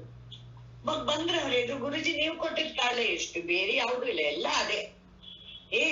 ಏಕಂ ರೂಪಂ ಬಹುಧಾ ಬರೋದಿ, ಎಲ್ಲಾನು ಅದೇ ರೂಪ ಧರಿಸಿದೆ ಅಂತ. ಇಲ್ಲಿ ನೀವು ಉಪಾಸನೆ ಅಂದ್ರೆ ಅದನ್ನ ವ್ಯಾಲ್ಯೂ ಕೊಡೋದು, ಅದನ್ನ ರಕ್ಷಣೆ ಮಾಡೋದು ಅಂದ್ರೆ ಏನು, ನಿಮ್ಗೆ ಪರಮಾತ್ಮ ಕೊಟ್ಟಿರೋದು ಅಷ್ಟೇ. ಕಣ್ಣು, ಕಿವಿ, ಮೂಗು ಎಲ್ಲದಕ್ಕಿಂತ ಸ್ಪೀಚ್ ಕೊಟ್ಟಿದ್ದಾನಲ್ಲ, ಮನುಷ್ಯನಾಗಿ ಹುಟ್ಟಿರೋರಿಗೆ ಸ್ಪೀಚ್ ಕೊಟ್ಟಿದ್ದಾನೆ. ಆ ಸ್ಪೀಚ್ ಅನ್ನ ಮಾತ್ರ ತುಂಬಾನೇ ಕೇರ್ಫುಲ್ ಆಗಿ ಉಪಾಸನೆ ಮಾಡ್ಬೇಕು. ನಾವು ನಮ್ಮ ಜೀವನದಲ್ಲಿ ನಮ್ಗೆ ಇವಾಗ ಹಳೆದೆಲ್ಲ ಎಷ್ಟೋ ಜ್ಞಾಪಿಸ್ಕೊಂಡ್ರೆ ಎಷ್ಟು ಜನಕ್ಕೆ ಹರ್ಟ್ ಮಾಡಿದೀವಿ, ಯಾಕಾಗ ಮಾತಾಡಿದ್ವಿ ನಮಗ್ ಗೊತ್ತಾಗತ್ತೆ ಇವಾಗ ತಪ್ಪು ಮಾಡಿದೀವಿ ಅಂತ. ಯಾಕೆಂದ್ರೆ ಪರಮಾತ್ಮ ಕೊಟ್ಟಿರೋ ಅಂತ ಅದ್ಭುತವಾದ, ಅದಕ್ಕೆ ನೋಡಿ ಇವ್ರಿಗೆ ಗೀರ್ವಾಣಿ ಅಂತ ಹೆಸರು. ಯಾರಿಗೆ? ಸರಸ್ವತಿಗೆ. ನಿಮ್ಮ ನಾಲಿಗೆಯಲ್ಲಿ ಇದ್ದಾಳವಳು, ಅವಳನ್ನ ಮಿಸ್ಯೂಸ್ ಮಾಡ್ಬೇಡಿ ಅಂತ ಹೇಳ್ಕೊಡ್ತಾರೆ. ಈ ದೈವ ಬಿತ್ತು ಮಾನುಷ ಬಿತ್ತು ಎರಡನ್ನೂ ತಗೊಂಡು ನೀವು ಪ್ರವೃತ್ತಿ ಧರ್ಮದಲ್ಲೂ ಹೋಗ್ಬೋದು, ನಿವೃತ್ತಿ ಧರ್ಮದಲ್ಲೂ ಹೋಗ್ಬೋದು. ಇದು ಮುಂದೆ ನಾಳೆ ಕೇಳೋಣ. ಒಂದೇ ಮಂತ್ರ ಹೇಳ್ತೀನಿ, ಇವತ್ತು ಟೈಮ್ ಇಲ್ಲ. ಈಶಾವಾಸ್ಯಮಿದಂ ಸರ್ವಂ ಯತ್ಕಿಂಚ ಜಗತ್ಯಾಂ ಜಗತ್ ತೇನ ತೆಕ್ತೇನ ಭುಂಜೀತಾಃ ಮಾ ಗೃಧಸ್ತಸ್ಯ ಸ್ವಿಧನಂ. ಸ್ವಸ್ತಿ ಪ್ರಜಾಭ್ಯಾಂ ಪರಿಪಾಲಯಂತಾಂ ನ್ಯಾಯೇನ ಮಾರ್ಗೇಣ ಮಹೀಮಹೀಷಾಂ ಗೋಬ್ರಾಹ್ಮಣೇಭ್ಯಃ ಶುಭಮಸ್ತು ನಿತ್ಯಂ. ಲೋಕಾಃ ಸಮಸ್ತಾಃ ಸುಖಿನೋ ಭವಂತು. ಲೋಕಾಃ ಸಮಸ್ತಾಃ ಸುಖಿನೋ ಭವಂತು.